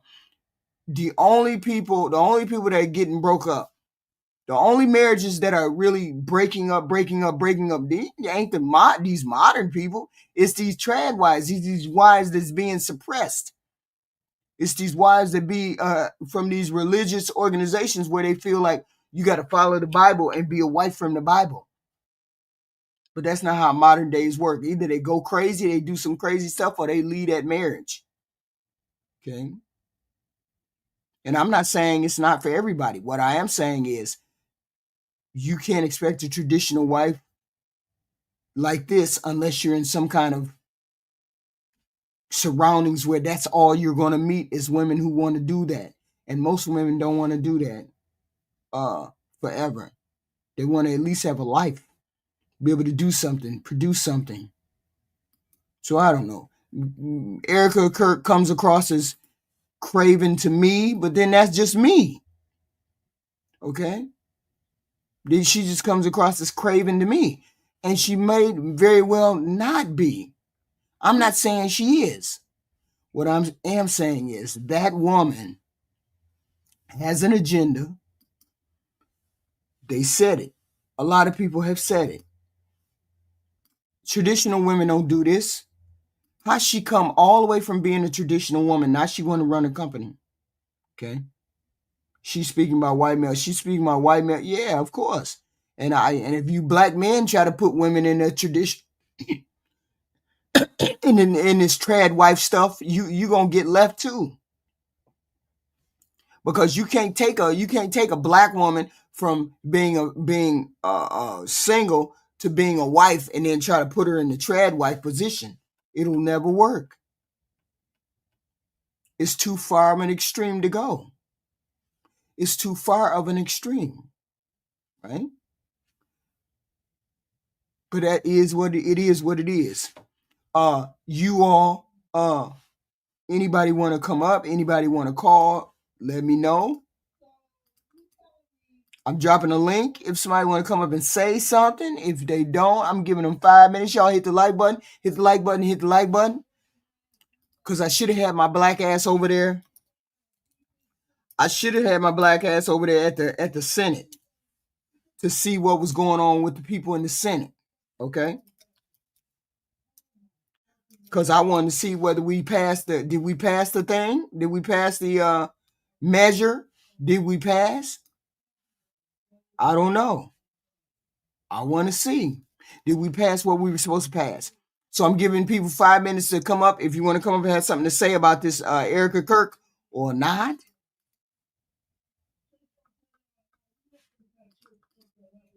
Did it happen already? I don't know. We will see. Right. Come up. Who is this? Emmett. I can't. Oh, Osmos. Hello, Osmos. Hello. Hello. Yeah. I ain't really got much to say. I think I'm with Project Leroy. I'm like, why do you care, HQ? Care about what? Like what she's doing, like as a white woman or woman, like feminism, and she's not traditional. I'm like, why do you care? I'm saying I care because they're presenting her as something that she's not. And I don't believe she's the traditional wife she's pretending to be. That's why. If they're presenting her as that, how does that? What's the opposite to that? Would you prefer? I don't. She's just a regular, ordinary woman. She's just a regular, ordinary woman who sees the opportunity. That's all. She sees the opportunity in what? She sees the opportunity to get ahead in whatever she needs to get ahead in. I don't know what it is. I don't know what her agenda is.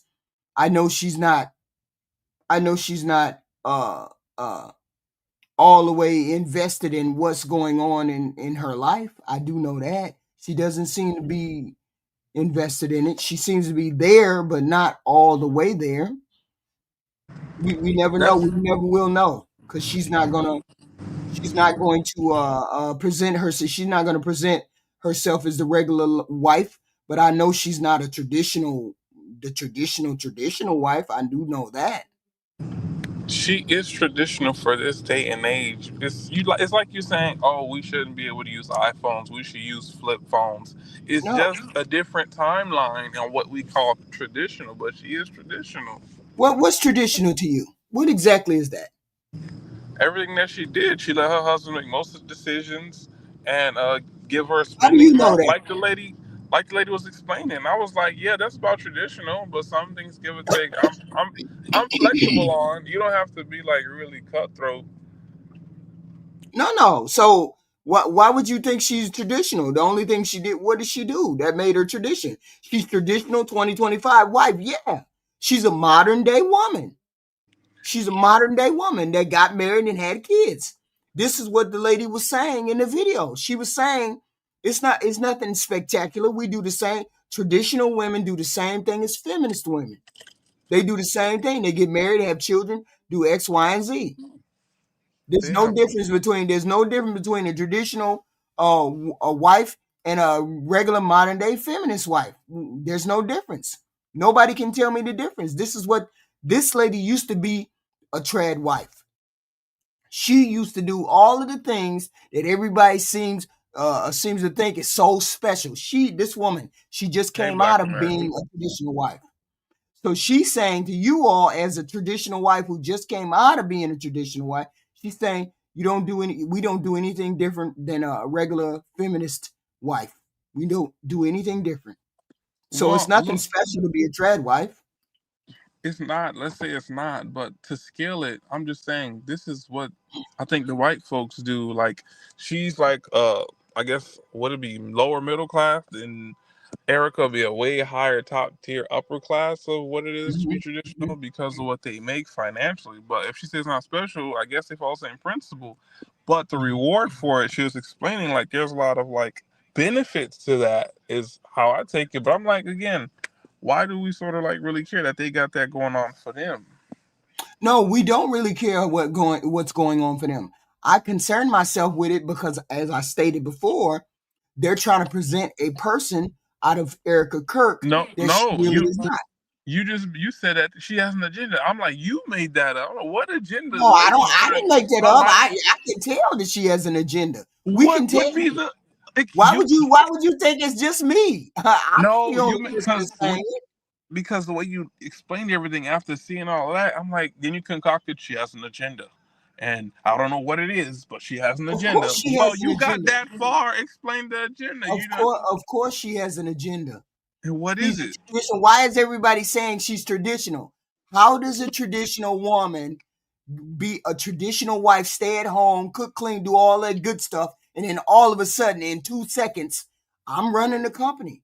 I'm finna do all the things my husband used to. I'm finna do that. No woman who is a traditional trad wife who stayed at home, didn't do anything, didn't run anything, no trad wife is gonna step into the place of running the company. But She's that not traditional in the regular sense. She's a that is modern. traditional. Well, again, maybe No, it's it's not. different. No, Best it's as not. I can, it is best as I can understand. Like I see every other nationality of women do, not just the white or black. I see Seems pretty Mexicans do it, traditional to me.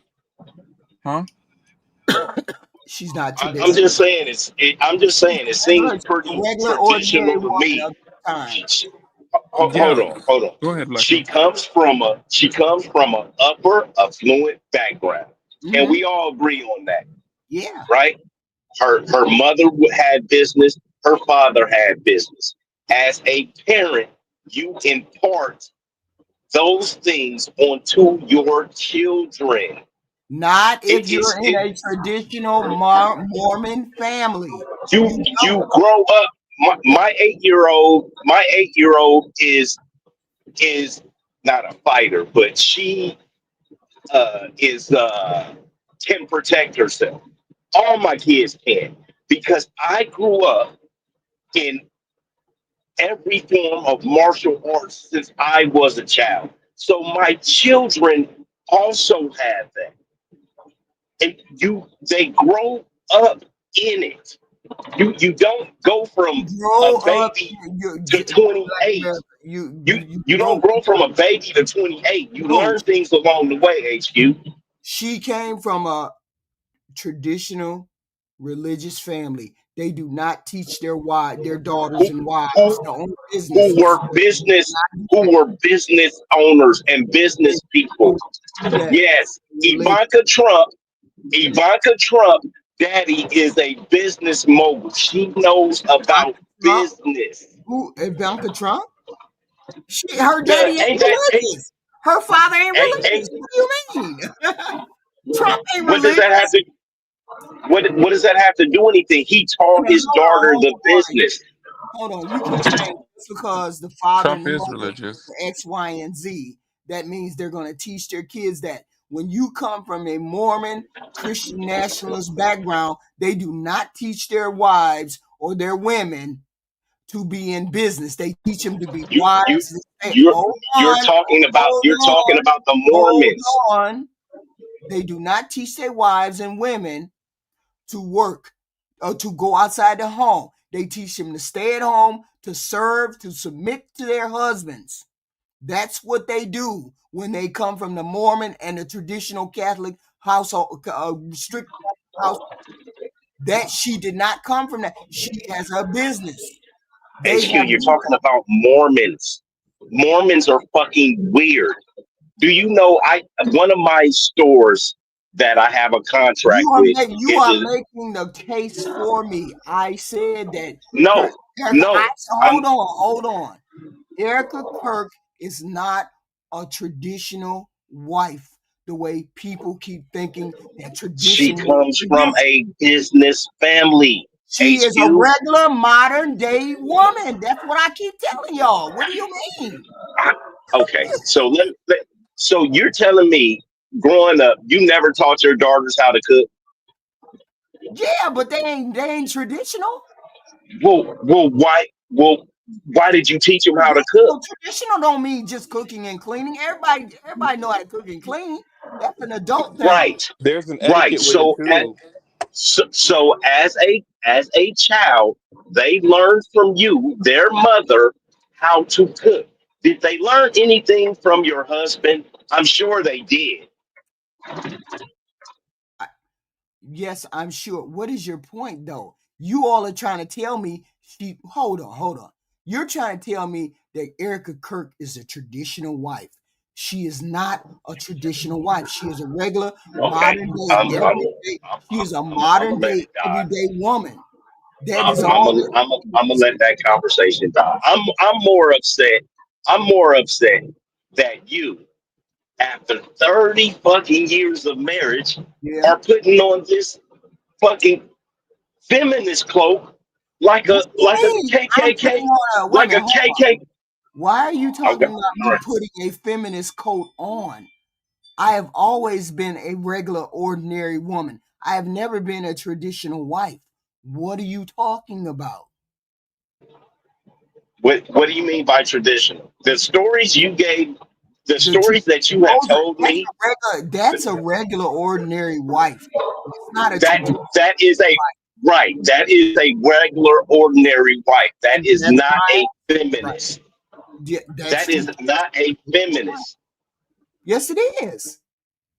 I've always thought that way. I've always known that women should be autonomous human beings and have their own thoughts, their own process, the things that they do on their own outside of their husband. I've always thought that way. But HQ, that's when it's what do you mean? Okay. HQ, that's when it's available to you. In the American standard, what you're saying, yeah, that makes sense.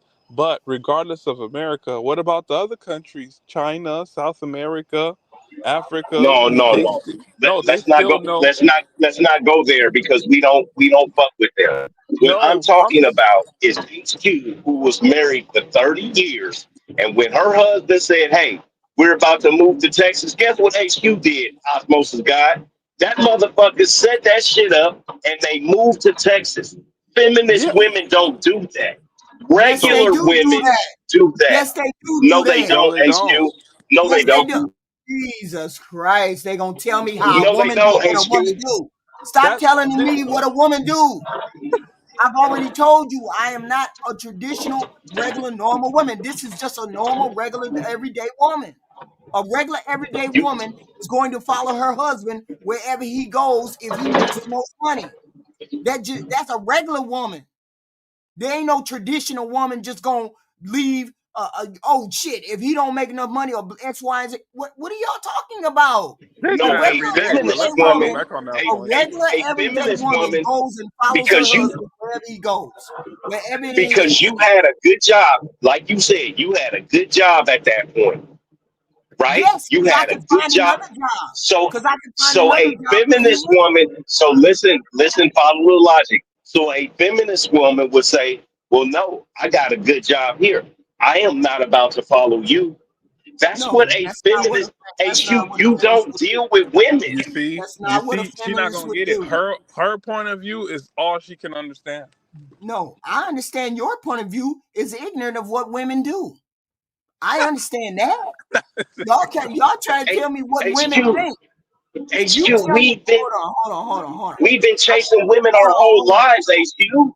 Stop telling me what a woman will do. I already told you what a woman will do.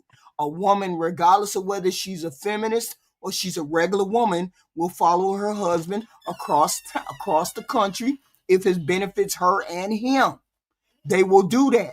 I don't know why y'all seem to think a woman is subservient and she won't do, or a feminist is some raging bitch who don't follow her husband. This No, lady right that's here third age just feminist. told you. This lady right here just told you she was a traditional wife, and there's no difference between her traditional wifehood and the marriage that she has now. There's no difference. She's gonna Her follow husband, that husband was a horrible fucking person to her. All right, so let's get that out of the way. That lady, hold on. So that lady is spewing bad information to people. Why? Because of the situation and circumstances that and experiences that she has been through. So she is telling women, if Osmosis guy is an all-around good dude like your husband was, a woman should absolutely do those things. And what she's saying is, no, do not do these things. This is bad information to women in general, HQ. She's saying, don't be submissive to an asshole. That's what she's saying. That's what she's saying. She didn't say, don't be submissive to a decent man. If he's a decent man, you're going to be submissive if that's what you're going to do. You're submissive Not to a men. feminist. A feminist won't, HQ. Hold on. I just told you that I am a feminist. I just See, told you that. she don't You all know. don't know what a Oh my feminist God. is. Stop talking about feminism if you don't know what it is. You haven't read the definition, so you don't know. Most women are regular, ordinary, regular women. It's very few that are traditional, that sit at home and are very submissive to their husband. Most women have jobs, work outside the house, do all of these things. Those are modern, everyday women. It is not a matter of being extreme, because those are extreme women you're talking about. Why do you keep mixing it? Why do you They're keep mixing it? confusing. They're confusing a regular feminist woman with a extreme feminist woman. I'm just a regular No. feminist woman. That's it. Why do you keep mixing it? You can't say a regular, No, you ordinary, keep average, mixing. You all everyday keep woman mixing. with a feminist, HQ. You can't do that. You all keep mixing it. There are No, we're not. There are extreme feminists who hate men, and then there's regular feminists who believe in equality and all that. That's me. So I am a regular feminist. Most women are regular feminists. Most people are that believe in feminists because that's an extreme type. So you believe that you and I are equal. Is that what you're trying to tell me? We are equal. What do you mean? So if somebody was to break in the house, we're both going downstairs and not just me. Is that? I didn't say any of those things. I Well, said you're saying equal rights, equal left. I'm saying mentally capable, we are similar, we are the same. That's what I'm saying. How many times have you pulled the engine out of a I didn't car and say put I it was in? physically the same. I didn't say we were physically the same or anything else. I didn't say any of that. I said mentally, spiritually, we could be the same. All kinds of ways we are the same. Just because I'm not physically strong as you doesn't mean I'm not equally to your. I have my own feminine aura. You have your masculine aura. We are similar creatures. We are the same. Yes, it's a bad faith argument. That's similar does not mean the same. We are the same. I'm just trying to say, I'm sorry, HQ. I cannot get down with this. This is bad information. No, there's a lot of men that think that way you think, and then they find out differently. It's a lot of men who think like you, and then they find out differently. Black America. Find out what differently? That your wife is gonna go downstairs and somebody breaking in? I got 3 women. Anytime they have a car problem, I gotta fix it. They don't fix it. Nope. Like I don't understand. I don't even probably halfway understand. I don't understand why we got to the point of being equal. I'm saying you don't even understand what I'm saying. I said we should have the same equal opportunities. We should be treated the same when it comes to getting a job, working a job, doing whatever. Black America, she going over. You all want something else. We equal in rights is what she's saying, not in ability is what I think she means. That's. I don't mean the physical ability. I'm saying even our rights aren't equal. Even our rights aren't equal. Yeah, men husband was like me. I don't understand this argument either. I don't understand what we're talking about either. Listen, I'm coming from the point of, I don't understand the argument. I just told you I am a feminist, a regular, ordinary feminist. But you're not. I'm not a raging feminist. I don't hate men. No. I don't have, but I am a feminist. Because you don't know what a feminist means doesn't mean I'm not a feminist. You can't speak for most feminists. I'm not speaking to most feminists. I'm speaking for me. I'm saying right, and that's what we are saying, HQ. Thank you for saying that, Osmos. I don't like you as a person. I've never even met you. I'd probably give you a noogie if I seen you. But that right there, what you said, it was freaking awesome. HQ, you can't speak for those other feminists. HQ, I am not speaking for other women. I said there's an extreme feminist and a regular feminist. I am a regular feminist. That is it. I'm not speaking for nobody else. What are you talking about? So do regular feminists have the equal rights as the extreme feminists? Yes, the extreme feminists may hate men. They may not even want to associate with men. They might not want to have anything to do with men. I don't know what an extreme feminist does. I know what I do. And I know I'm a regular feminist. That's it. I don't know anything about an extreme or non-extreme or whatever. I know I do the same thing. So you pay for dates then, HQ? You pay for first dates and movies and shit like that? I'm just asking. I don't even know what the fuck we talking about, Jessica. I don't even know what the fuck we talking about. This don't even make sense to me.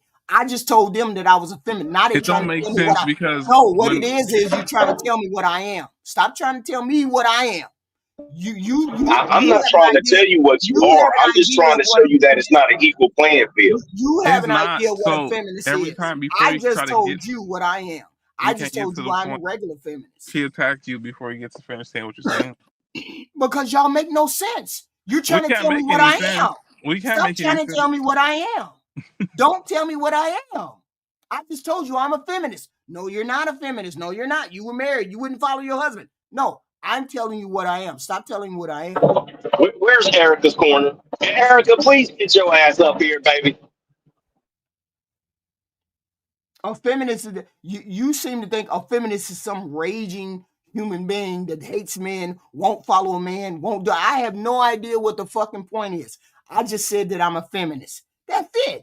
A feminist does the same thing as a regular traditional wife who gets married and follows her husband and does all the things that a married person does. That's all I'm saying. I'm not saying anything different. That's all I'm saying. You all seem to think it's something else that it's not.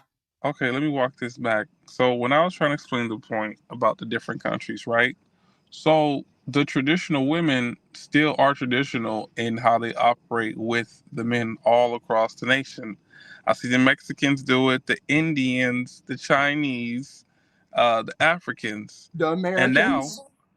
And now American women are traditional too. not the Americans. No, I'm not traditional. They do regular stuff just like they do. Regardless of the feminist thing, they still do what they do. You guys add all these stipulations to do all these said things that the other women will do. The way you explain that there's an agenda, there's this. I'm like, she's just acting like a traditional woman, regardless of if they had wealth or not. She still would have these traits. She just happened to have a business background that she was raised in, like Black America was saying. But you're like, you say, no, she's a feminist and she has this agenda. I'm like, that don't make sense. That's too much for a person to, like, for a woman to be managing and dealing with. She just have all those things because of her experiences in life and her upbringing.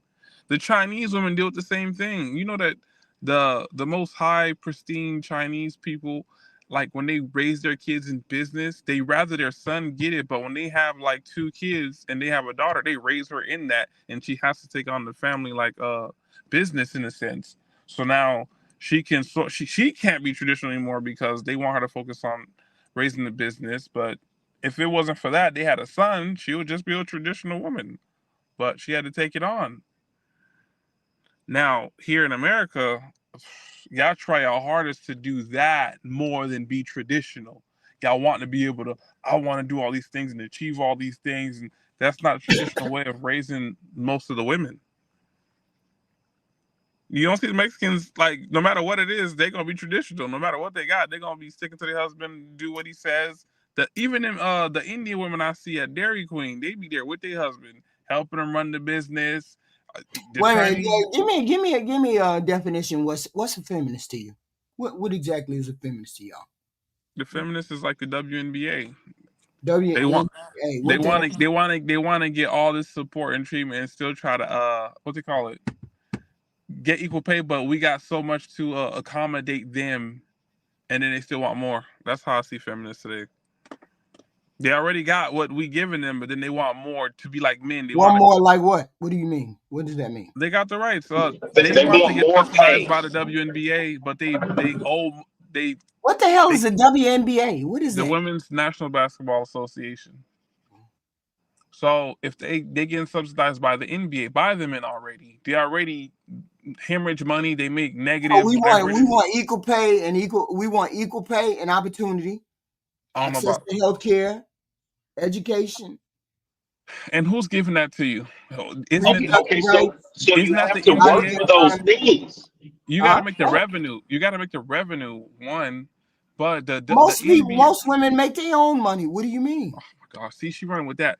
I'm just giving you an example. So that's the NBA. The men's league makes about, I guess they say 6 to 8. Is it 40 billion? I forget what it is. Oh, okay. Now I got you. Hold on a second. So now you already got your whole league is funded by the NBA, but then you screaming and hollering that you need equal pay and you need this. It's like, but y'all wouldn't exist if it wasn't for the NBA. Y'all say y'all want all this equal this. It's like men give y'all rights. They protect y'all. They help society be civil. But then you're like, I'm a feminist and I advocate for this. What are you advocating for? Like, you already get what we already offer you, protection and law. Like, y'all get order from the men already. Okay. So that means most women are feminists, right? No, just some of y'all that want to get extra or complain about extra stuff that's unnecessary. The other women that get married have common sense that know, like, yeah, men do a lot. Extra women. You mean to tell me those other women don't ask for those things? The traditional ones, the regular ones, Hell no! You think my girls want to go to work for 8 or 16 or 12 hours a day? I don't think y'all understand what feminist means. I don't think. I think y'all think there's a separate thing. I just showed you a woman. Because we telling you there is. I just showed you a woman who used to be a traditional wife, who was really, really, really a traditional wife. And she told you that there was no difference between it. She got used and abused, HQ. Her experience. Wait a minute, she wasn't abused. He just cheated on her. He cheated on her. She didn't say anything about him mistreating her or anything else. So that's not what I'm talking about. She said there was no difference between her being married as a traditional wife than a feminist. Okay, what do you mean? So if she's saying it, okay, can I speak? Hold on. Can I speak? Hold on. If she says she's a traditional woman who got out of her marriage and then she got into another marriage as a regular, ordinary woman, and there's really no difference. Why is it that you're telling me, you two are trying to tell me that there is some difference? Why are you trying to tell me there's some difference? I don't believe y'all. I believe her. She used to be a traditional wife. Just let me know when I can speak. Go ahead. All right. So you say she didn't get abused. Osmos, does that woman? Did you watch that video with that white lady? Separate, like HQ, or you mean just now? No, the one that she played on this show. I got a partial of it. Okay, her husband. Let's go to the one of the worst examples. Giving away their child and giving it to the sister-in-law. Would you consider that a form of abuse? No, it's going to the sister. Okay. No. You can't bring his behavior into it. We're talking about her behavior. She said she's not acting any different from being a traditional wife to being a regular wife. She's not acting any different. This is what she said. You're talking about how the men treat the women. You're talking about how the men treat the women. That ain't got nothing to do with her behavior. Hold on. All right. So then let's go to her behavior or women's behavior in general. There's been times when I've had sex with a woman on the first day, and that same girl will make a guy wait 6 months to a year for sex. It's happened, HQ. If she likes this man more than once again, her husband was a jerk. If she likes this man more than she liked her husband, which is understandable because he was an asshole and treated her poorly, right?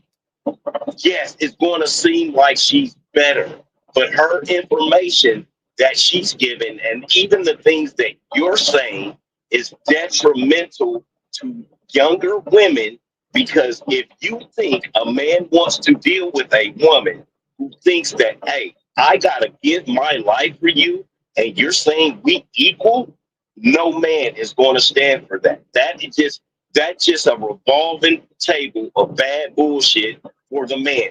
We got to come home and fix shit after work and all types of stuff, HQ. It's not right and it's not fair. You think you were a traditional woman, but your husband. I know I was a traditional woman. I know I was a regular woman, and that's true. But you said you were a feminist. You got to pick one or the other. Yes, I know. You don't have. Why? Because you went to work. You can be both and still be married, the Black America. You can be a feminist and be married. What are you talking about? All right, give me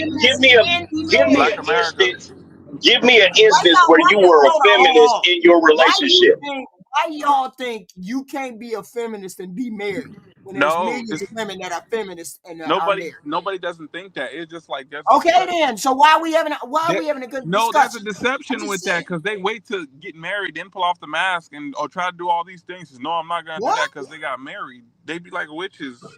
Did you take girls trips when you were married, HQ? Yes. You took girls trips. You don't think that was abusing your husband in any way? You took girls trips. He would go on fishing trips with the boys. Yes, we go fishing. I do that. Right. So why couldn't I go where I wanted to go? It's one of the double standards. That's not the same, HQ. No. It's a double standard. I've never gotten into a club that I didn't own for free. That's not how that works. It is exactly how it works. You know that there are double standards between men and women, HQ. But that's not one of them. That's not one of them, Black America. You don't get to say what our double standards are. What I do get to say is I was a feminist and I was married. That's what I do get to say. Now, do with it what you will, however you will. It might fly in the face of what you think a feminist is, but feminists get married too. Just like traditional women get married too. There's nothing wrong with being a feminist. We're not saying they don't get married. What we're saying is they make bad partners. They make bad partners for the men. Hold on. You need to pull up stats that say traditional people stay married longer than regular ordinary people. When you can't bring that up, then that's not an argument that you can say. You can't. Okay, so that's not an argument that you can say. Can we look at history? And were the women more? Were the women in history in the 60s, the 50s, 60s, and the earlier part of the 70s? Were they more traditional than today's women? Were they more traditional than today's women? Yes, they were. But did their marriages last? Yes. Why? Yes, their marriages, our parents, me and your parents' marriages last until they passed away. Yeah. The marriages are not making it. The marriage rate has an average of 5 years now, HQ. We're not saying before. It was 7 before. It's 5 now. We're not saying that feminists can't get married. What we're saying is it is a bad situation for the men to couple with women who are feminists, women who want to do whatever they want to do. Your husband. There's nothing wrong with that's what y'all don't understand. Y'all think that a woman is supposed to do exactly what a man wants her to do. That's not how that works. I keep telling y'all a man does exactly what a woman wants him to do. That's we spend our whole lives. That's something that you all want a woman to do. That's not how it works. Men spend their whole lives catering to their wife and or woman.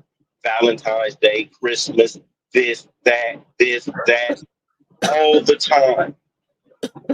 You can't say that, HQ. I'm sorry. It's a bad way to look at it. That's why most men. It can be as bad as it wants to be. It is the way it is. No, that's why women are not supposed men say women are selfish. This is why men are saying women are selfish, and they don't want to have anything to do with our women. You all keep saying that, but yet and still y'all stay on our fucking bumper. You keep saying you don't want to be because we want. No, the ones that it's the deception of the ones that we try to get with that like to see and sell us the thing that we trying to take care of and marry. Then after they switch up and like, yeah, no, that's not right. Women don't switch up. Y'all switch up. Y'all switch up. You do everything you can to get a woman. You bring her I've said it dozens of times. Why would men go through all that effort? They get married, they pay for the wedding, and then they switch up. They do all of that sacrifice, and then after that, they're the ones that switch up. Women 9 times out of 10 don't change. Y'all change. Y'all change because y'all have more to lose. So why are men staying in sexless marriages then? Is it because the man doesn't want to have sex the most times, or is it because the woman doesn't want to have sex? Who has changed? What has changed in that dynamic, HQ?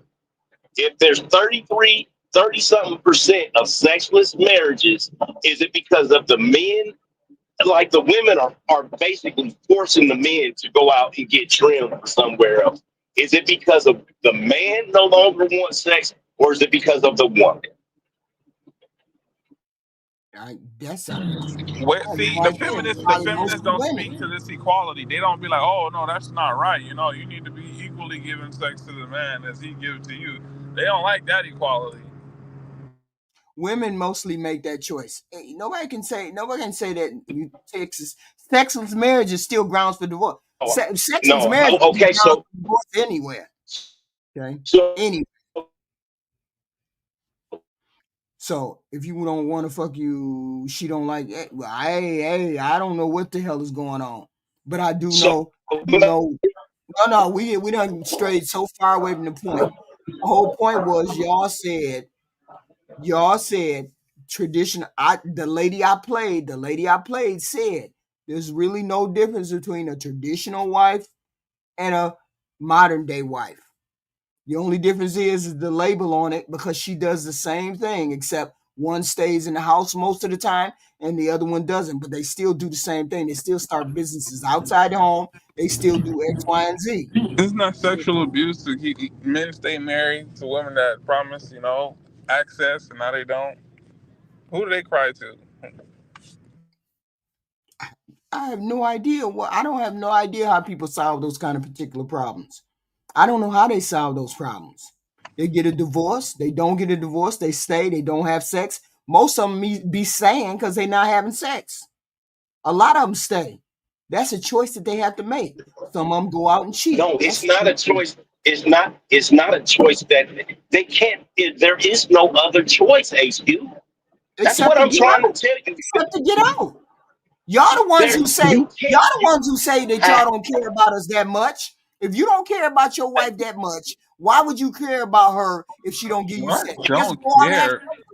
Why go out your way to marry a woman and provide for them, then say we don't care about the woman? That is crazy. That's Black Americans fucking that's Black Americans right. fucking. And what he said that. He said y'all don't give a fuck about women that much. If you don't give a fuck about that woman that much and she not having sex with you, go have sex with somebody else. It ain't that big a deal, right, Black America? HQ. For me, I am other man. That you right in front. You okay, hold on. I'll go on pause for a second. I'm just following your train of logic. I'm just following his train of logic. He said that. That. Okay. If you follow. I'm saying if women are shallow, women are this, that, and the third, and they just X, Y, and Z, why are y'all worried about whether she give you sex or not? You can always go out and get sex. Me, I think it's stages where they act like they're not selfish to get you involved with them, and then after that, once they feel like they're secure, then after that, they switch you and show their true feminist ways because they already got everything they want. You didn't know she was feminist before you married her and got with her? You didn't know that? Oh, no. You don't know all the girls' trips and indoctrination. Oh, here's my thing. So you guys put on a front, too. When you're trying to chase a woman, you chase her, you're buying her flowers, you're taking her out to dinner, you're doing all these things. No, because that representative, we so sure that we want to be with. So then the representative is right there. And then after you get her, you ain't buying no flowers. You ain't taking her out to dinner. You ain't doing all that. I never buy flowers. That's not supposed to last forever. I don't believe in that. That's not supposed to. So you're the one who changes up then. Exactly. So the men change up. Exactly. No, that's why I tell men never buy flowers for a woman. It's unsustainable. Because if you do it once, they're going to want you to do it again. That's not your lane. Maybe for Valentine's Day or something like that, but don't you be a fool to do that shit just because. Any man that has ever done that is a fool. And and any woman, go ahead. No, I'm saying most people do that, even though you tell them not to. Most of them do that. Okay. No, they don't. And that's what I'm trying to tell you. Most men do what they got to do to get a woman. You'll buy flowers. You'll pay for dates. You'll do all these things to get a woman. Yes, you'll pay for dates. Buying flowers. HQ, most men paying your rent, paying your phone bill, See, all of that extra shit. You two ain't on the You two are not on the no. You two are not on the regular spectrum because you two have a different thought pattern. Most people are just going with whatever works in the dating field. They go, they date, they buy dates, they buy flowers, they do all that shit. Y'all talking about something totally different. HQ, I said men paying for dates is okay. I believe in that. There's nothing wrong with that. And especially if you chasing a piece of ass. I'm just trying to figure out why would you think that I'm not a feminist when I told you that I am a feminist? If you looked up the word feminist, I exactly believe in that. So I have always lived my life like that. Also doing traditional things, but that didn't make me just a traditional wife. I was a feminist, but not a bizarre, out of the ordinary feminist, just a regular, ordinary feminist who believed in equality. That's it. Well, like I said, And most women do. Most women don't believe in maybe being your subjugated. maybe your husband right, because of his age and like the generation that we came up in, he let a lot of shit slide. HQ, what I'm trying to tell you is that baby face era that we grew up in after 7 and all of that shit is no longer sliding. I know. It's That's just why not. that's why a lot of people ain't gonna be married, because this not gonna work for women. I'm just saying, this ain't gonna work for Right, women. right. Like I You're said, right. But like It's not going to women work. are gonna get all the things that they want because they're gonna have boyfriends, they're gonna have babies, and men just ain't gonna have no wives. yeah, That's like the all. again, back to the WNBA, they get all they want and then they still complain and they try to make this big fuss and it's like, okay, we'll see how Get that all they goes. want. What do you mean get all they want? What is she getting all that she wants? What do you mean? You mean to tell me after getting married, a house, and a man that really don't want you to work, and you still try to? I want to have all this and do all this, and Because still. most men can't afford to take care of a woman and not have her work, for one, and two, they What about just the men that can? Okay, we're gonna focus on men that can. then if a man can, more 9 times out of 10 she don't. But if he The can't, she job. do. Let me explain it to you one more time, HQ. Your job is not that important. Why? Because you still expect the men to pay the bulk of the bills. So it doesn't matter to us. We still It have to has give you nothing money. to do with money. That's what y'all You don't just get. you It has just to you do with just her. said it. It has to do with her being able to fulfill her own dreams as an autonomous human being. It has nothing to do with the money. That's what y'all don't get. She doesn't want to work just so she's independent. She wants to work because it fulfills something inside of her. Not it has nothing to do with you. That's what y'all don't get. Oh, if I can pay for everything, why she gotta work? Because she feels as though this is a part of her identity and she has to work to feel fulfilled. That's Oh, what y'all okay. don't get. All That right. Hello, I guess. Ty Bro. Hey, What's the deal, Black? What the hell is y'all up here doing? I don't know what they arguing with me about. I already What done explained where I'm at. what is y'all got going on? It was a lot of conversation going back and forth. Some stuff I agree with HQ, some stuff I agree with Black. I don't agree with nothing Osmo said, but That's fine. hello everybody.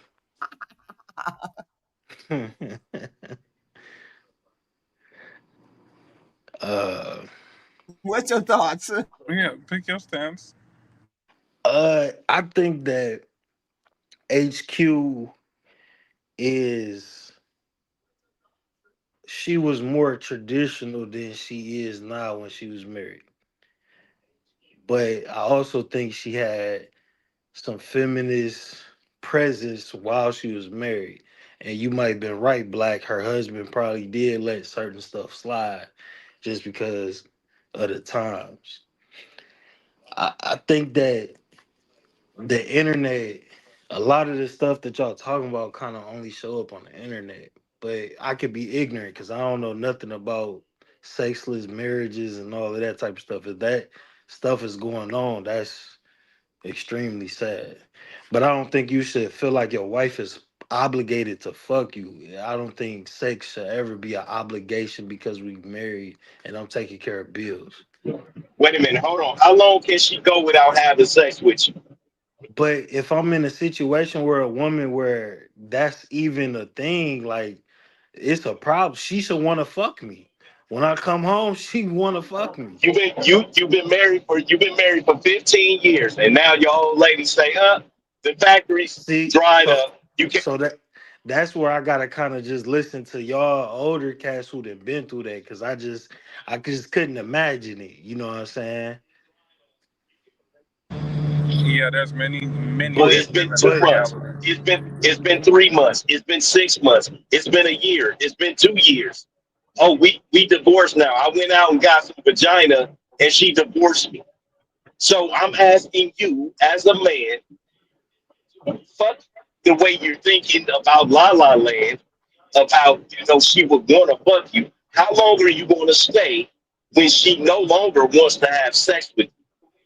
if my wife ain't fucked me in 7 days, we having a conversation. It's a problem. It's already extremely backed up, and it's a problem. If we live in the same house and we ain't fucked each other in 7 days, there's a problem because there should already. I just don't know how sexual attraction to each other can fall away, but I would assume that that's on the partner. Maybe the man is losing attraction for his wife, or the wife is losing attraction for the man. But there should always be fucking going on. But I'm not 50 years old and been married for 15 years, so it's hard for me to compute that. You know what I'm saying? And when I been in long-term relationships, we fucking. Right, because you were in a relationship. This is the difference. Once again. So what is some reason? What is reasons why that would even happen? Like, why would she just want to not fuck you? Well, when women get older, they start going through the change. They start having things like menopause and shit.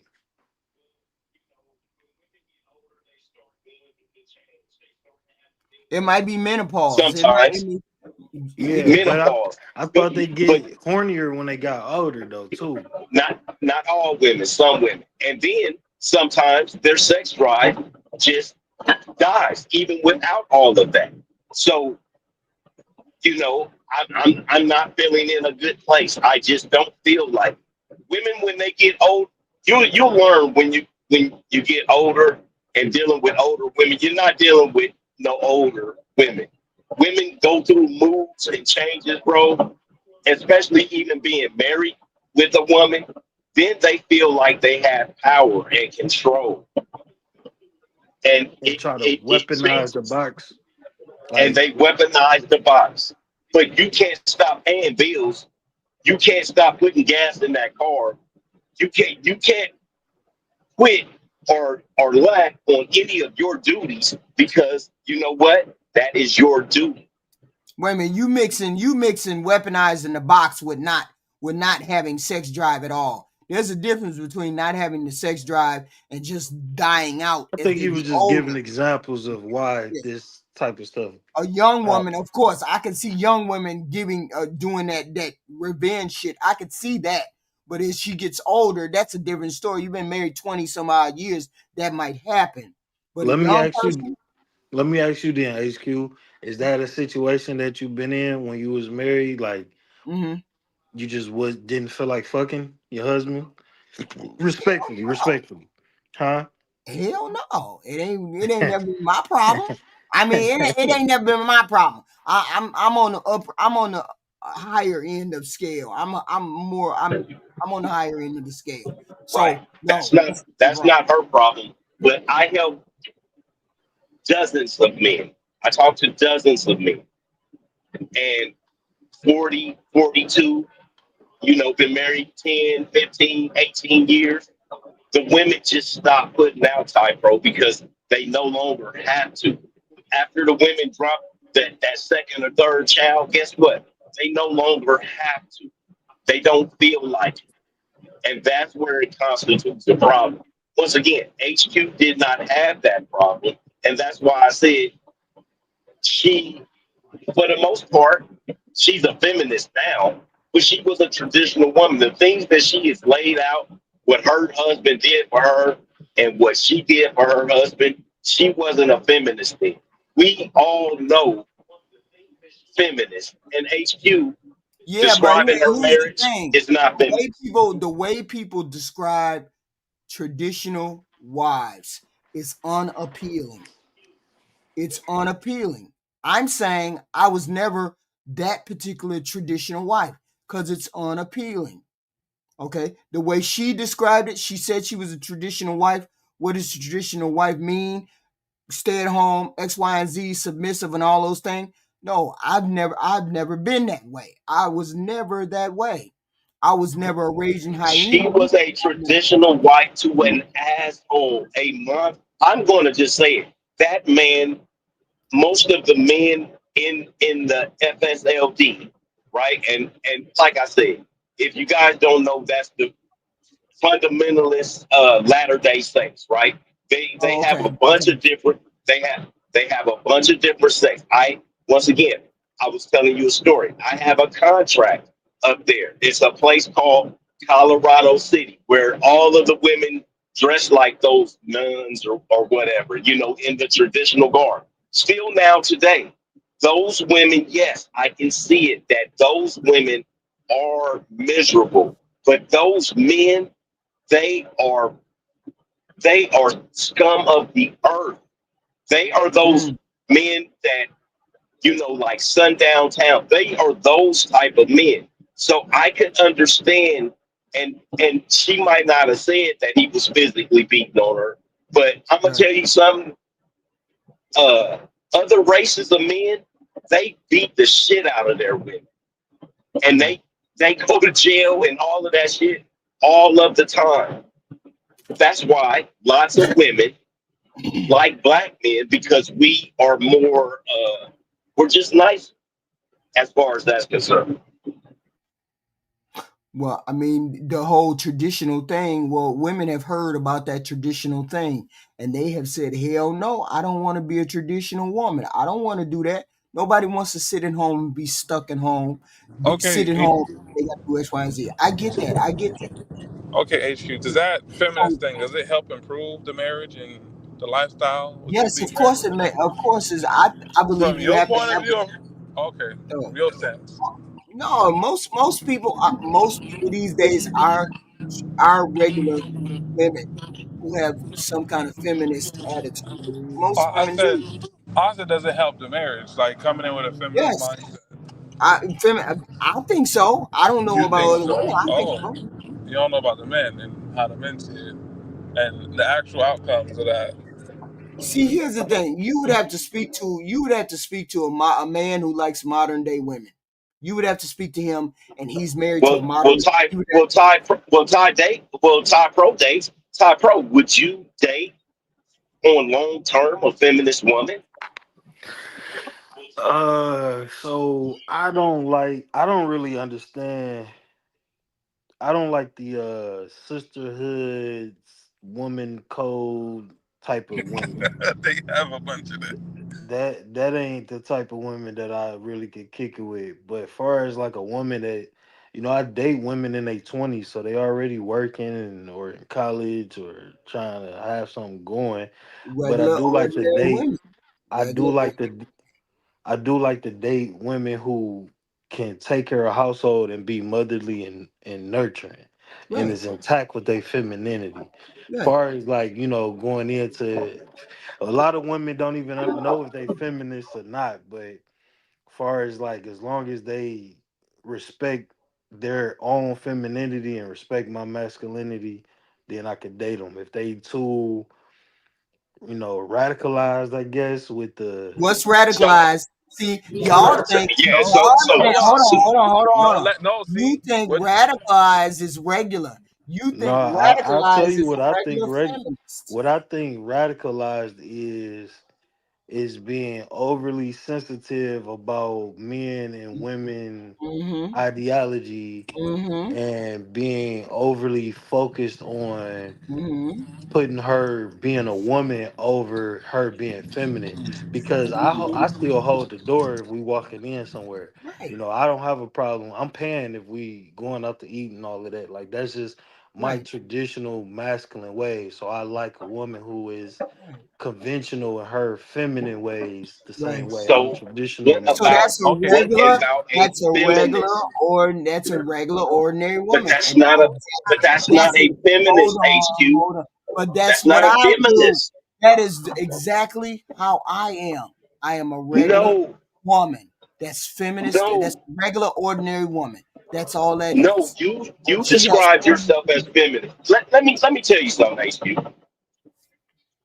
You told another story.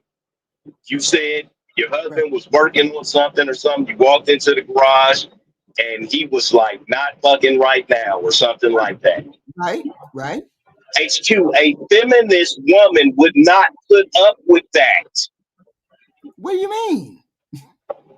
That Bro, did you understand? Did what you would she have understand the done? story I just told you? What Did would you she have understand the done? story I Thrown just a wrench at the hold, man? What would she hold have on, done? hold on, Thrown a hold wrench? on, hold on.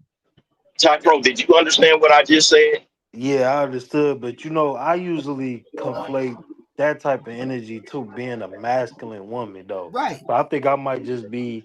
I think the titles is throwing me off because I don't really What would meet a chicks. masculine and or feminist woman would have done if you were working Masculine on? doesn't equal Hold, hold feminist. on. It Masculine actually doesn't does equal to us. feminist. No, it don't. To us, Because HQ, it does. Oh listen to my the God. chat. Read the chat from CJ Rogers. Read the chat. That last one, that's what a CJ feminist Rogers is. is a weenie. That's He what, he's probably a greeter at Walmart. I don't know who CJ huh? Rogers is. But what does that have to But do with it? That's the Wait, definition of a feminist. because I had That's the certain men that's a definition. certain men can't comment on women, especially if they're not dealing with women and they're That is just the looking for crumbs no, and they're just that is looking for crumbs from a woman. Black America. They can't comment. Black America. So, That's the definition of feminist. so I do think Wait a okay, that minute, that's hold what on, hold H. on. That's the okay. definition of feminist. I That's do You think that's read my that it. that's what HQ speaks on when she talk about feminism is a political thing, just like she's a Democrat and a liberal, and that's why I have a disconnect because you just don't see women saying they feminists out in the world for real like that. They don't really, what I'm saying. You do meet a lot of masculine women, and I think that's the more so the problem. But I'm learning. I'm really learning from I'm HQ just and Black. saying, but I'm HQ. saying CJ, that what definition that CJ has up there is what I mean that I am. That still That can you can still be traditional, you can still be a feminist, you can still be married, you can still have a family, you can still be feminine. So That that's is the you type of you feminist that I you am. look you looking at feminism more as on the political side. Like feminism is kind of like politics with you. Yeah, yeah, yeah, but that's So what I'm saying. when it comes to traditionality, that's more the way you interact with the men and your husband, and I think that's why right, me and Black America would say you were a traditional wife right, based on the stories that you did. So I don't think that being see they making trad wife a political thing on right. social media, but I think most people are typically traditional, and the women that I meet that aren't like that are Mm-hmm, masculine women. The mm-hmm, women that I meet that's are like put their money up front, lead with their money, mm-hmm. lead with their career, lead with their accomplishments, try to lead the So relationship. that's feminist. That's But they feminist don't type, but bro. they That's not masculine, bro. so let me So No, say that's you this. Hold on, masculine. hold on. Let me say this. So those women that do that are acting in a masculine, they don't Right, even know the word right, feminist. right. HQ is not equating that to feminist because she's just looking at feminism as a political thing, which I don't see. You know what I'm saying? So I see the disconnect. I'm You know saying what I'm no. saying? I'm advocating for women to have rights in this society. Right to do this. Right to have a bank account. Right to have a car. Right to own a house. Right to do these things the same as a man. That's a feminist to me. HQ looking at feminism like DEI down there. And Yeah. There that's you go. There yeah, you that's go. fine. yeah, We should. that's a bad way to look at it. No, That's it a is. But hold HQ. on. HQ. So if you got taught traditionalism first and then Mm-hmm. being a feminist second, so in this day and age, it don't compute because they're taught, like when Ty said radicalized, they're radicalized to be feminists first before they're traditional to be able to deal with men and get married with men. They push that first thing of feminism first, and then the rest don't really come later until they try to get married and try to play traditional, and then it never work out, and then they get divorced. Is my take. So so my idea of a real life example of a feminist woman today would be the women that try to propose to the man, the women that don't want to take the man last name, Oh, that's the crazy. the women that don't want to share bank accounts, or the women that don't want to allow their man to lead like want to acknowledge that their man or their husband should lead like those are the feminist type of, yes, those are problematic. Right, That's a if you can't I can't deal with women like that. right, right, right. And those are those type of women. I'm not those type of. I'm not that type of woman. So I'm that's a why we regular. say you're a That's what I keep meant by. traditional. traditionalism first. That's what I meant by ordinary feminist. I'm talking about equality in the workplace, equality in life, the quality that I'm not saying I'm a raging feminist. There's raging feminists and then there's regular feminists. So a regular feminist who believes in X, Y, and Z like I do, equal rights, equal pay, that kind of thing. We get married just like everybody else. We feminists too. HQ, that's not a feminist though. Yes, it I'm sorry. is. Didn't you just see that Maybe you definition? think it is. Maybe Didn't you you see think it that? is, but if me and you both worked at McDonald's on fries, HQ, we're getting paid the same. If we move up and we're Now, general managers, now, if now, if Black America, now, Black if America. we move up and we become general managers, we're getting paid the same. You can call the police. I can call the police. That's protection. Now, That Black is America. not. Before we And didn't I get paid. understand, but what you think feminism is not what younger women believe feminism to be. Yes. That's Yeah, what I'm trying to tell you. It's a disconnect between your generation and the younger generation, or the younger women. It is a disconnect. Once again, you were married for 30 years. You were protected. HQ, you're not homeless. I remember you telling the story that you had to hurry up and go to the bank and try and get out 100 grand when your husband passed away. You wasn't a broke bitch. These bitches are broke. They are not like you, and you are not like them.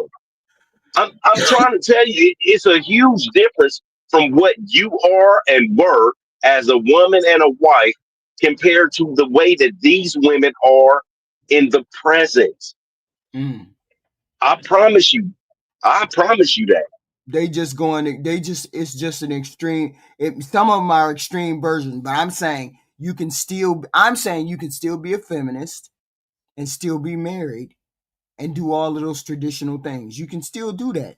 Just because a woman says she's a feminist, you have to find out what type of feminist. They're not all raging feminists. Some are just regular, ordinary feminists like me who believes in equality. That's it. That's all I'm saying. I'm saying I was a feminist. I was a feminist back then. I still believed in the same things. I just believed in being married too. That's all. That's it. Feminists don't believe in being married nowadays, HQ.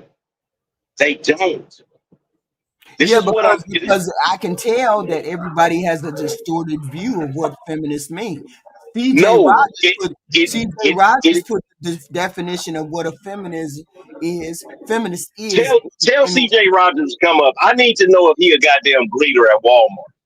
Like I need to see if he 300 pounds and he's begging for scraps at the feet of women, or he asking bitches for feet pics. It depends. It depends on what type of man you are. If you are a bottom feeder man, a low level, nothing fat slob of a man, you have to deal with anything that comes your way. Regular men don't have to deal with that. That's all I'm saying. My baby calling me. Hey, I'm gonna be watching. I don't have, but then no. This is going. This is. Peace Give me out, your Black. final thought. Give me your final thought, Osmos. Give me your final thought. And why you and Ty Pro got beef? What the hell is going on with y'all two? Oh no, he the moderator. He like muting people from talking. It's not a big deal. Y'all my two favorite sons. Stop fighting. Stop fighting. Stop fighting. I won't be mad. I'll just be messing with him. Y'all stop fighting. Y'all give me y'all final thought. I gotta go eat. Somebody cooking something. Damn. My final thoughts is I agree with you with the conspiracies that you was talking about earlier I don't know with what the the fuck is gender. going on, Ty Pro. What the fuck Yeah, is going on? that was my exact thoughts when I first seen the video that she gave at Yeah. his chair, and it turned Yeah. into a turning point Yeah. recruitment ad and I all of said that. something going on with Yeah. that ain't no regular grief. That's I'm finna pull my shit together and I'm finna run this shit type deal. That's what it looked like to Yeah, me. it felt like a plan was in place. a Hell yeah. little bit before anything even happened to me. But the most important thing, anybody that's listening, stop cooning, stay hydrated, stop cooning. You wild. Did you go, Osmos? Did you say your last thing? Ty Pro, get your ass on this. What the hell? We just living our lives out here. We just living our lives out here. I would just say my final thought is a gun to your head. You gonna push the feminist ideal first or traditionalism? If I had a gun to my head, Yes. the feminist thing. Okay. See, there it is. Y'all heard it. I love to see y'all head explode. I love to see y'all head explode. You just doomed the whole next generation of black girls coming up because that ideal stuff was not what was pushed in the 60s and the 70s for black women. No. So they got on board. I believe I would push being married and making sure that you fulfill whatever dreams you have inside your head. That's what I would push. Being married, because being married was one of the most fulfilling, satisfying. You're not saying that. You're not saying that. You're not telling them that. I'm saying it. I'm saying it right now. I'm saying it was one of the most fulfilling things that ever happened to me, because I had a good man. Yeah. Who didn't put his hands on me? Who didn't put his hands on me? Yeah. The next thing will be being a mom. You raising your kids. I understand that, but y'all don't say that and express that enough compared to the feminist thing. Because now, I mean, I'm saying it now. I'm saying it now that I would push for you to be married, but remember the dreams that you have inside your head. Make sure you marry a mate, or make sure you marry a man who understands that you have dreams inside your head, and that he has dreams inside his head that he wants to fulfill. And you help him fulfill those dreams, and he helps you fulfill the same thing. And give lots of sex. And lots of sex, of course. Children. Have as many children as you can, and you guys can take care of them. I had 5. You see, you've converted. Now you're conservative. You're a Republican now. Get your ass on my stage, boy. Get your ass on my stage. I love you, Osmos. I ain't having no late night show. Ain't finna do it. I'm hungry. I'm tired. I'm sleepy. All that good shit. I will see y'all tomorrow at 6:00. Tomorrow, we're gonna have another subject. Something else going on. We'll see. If they decide they gonna sign the bill and make the bill go ahead, or pass along the resolution to make the government funded, I go live on that if they doing it. If they have a bill put together. If they don't, I'll see you at 6:00. I appreciate all of y'all. Please hit the like button, share button, all that good stuff. Somebody in here cooking. Somebody cooking something, and it smells good as hell. And I gotta eat. I'll see y'all tomorrow.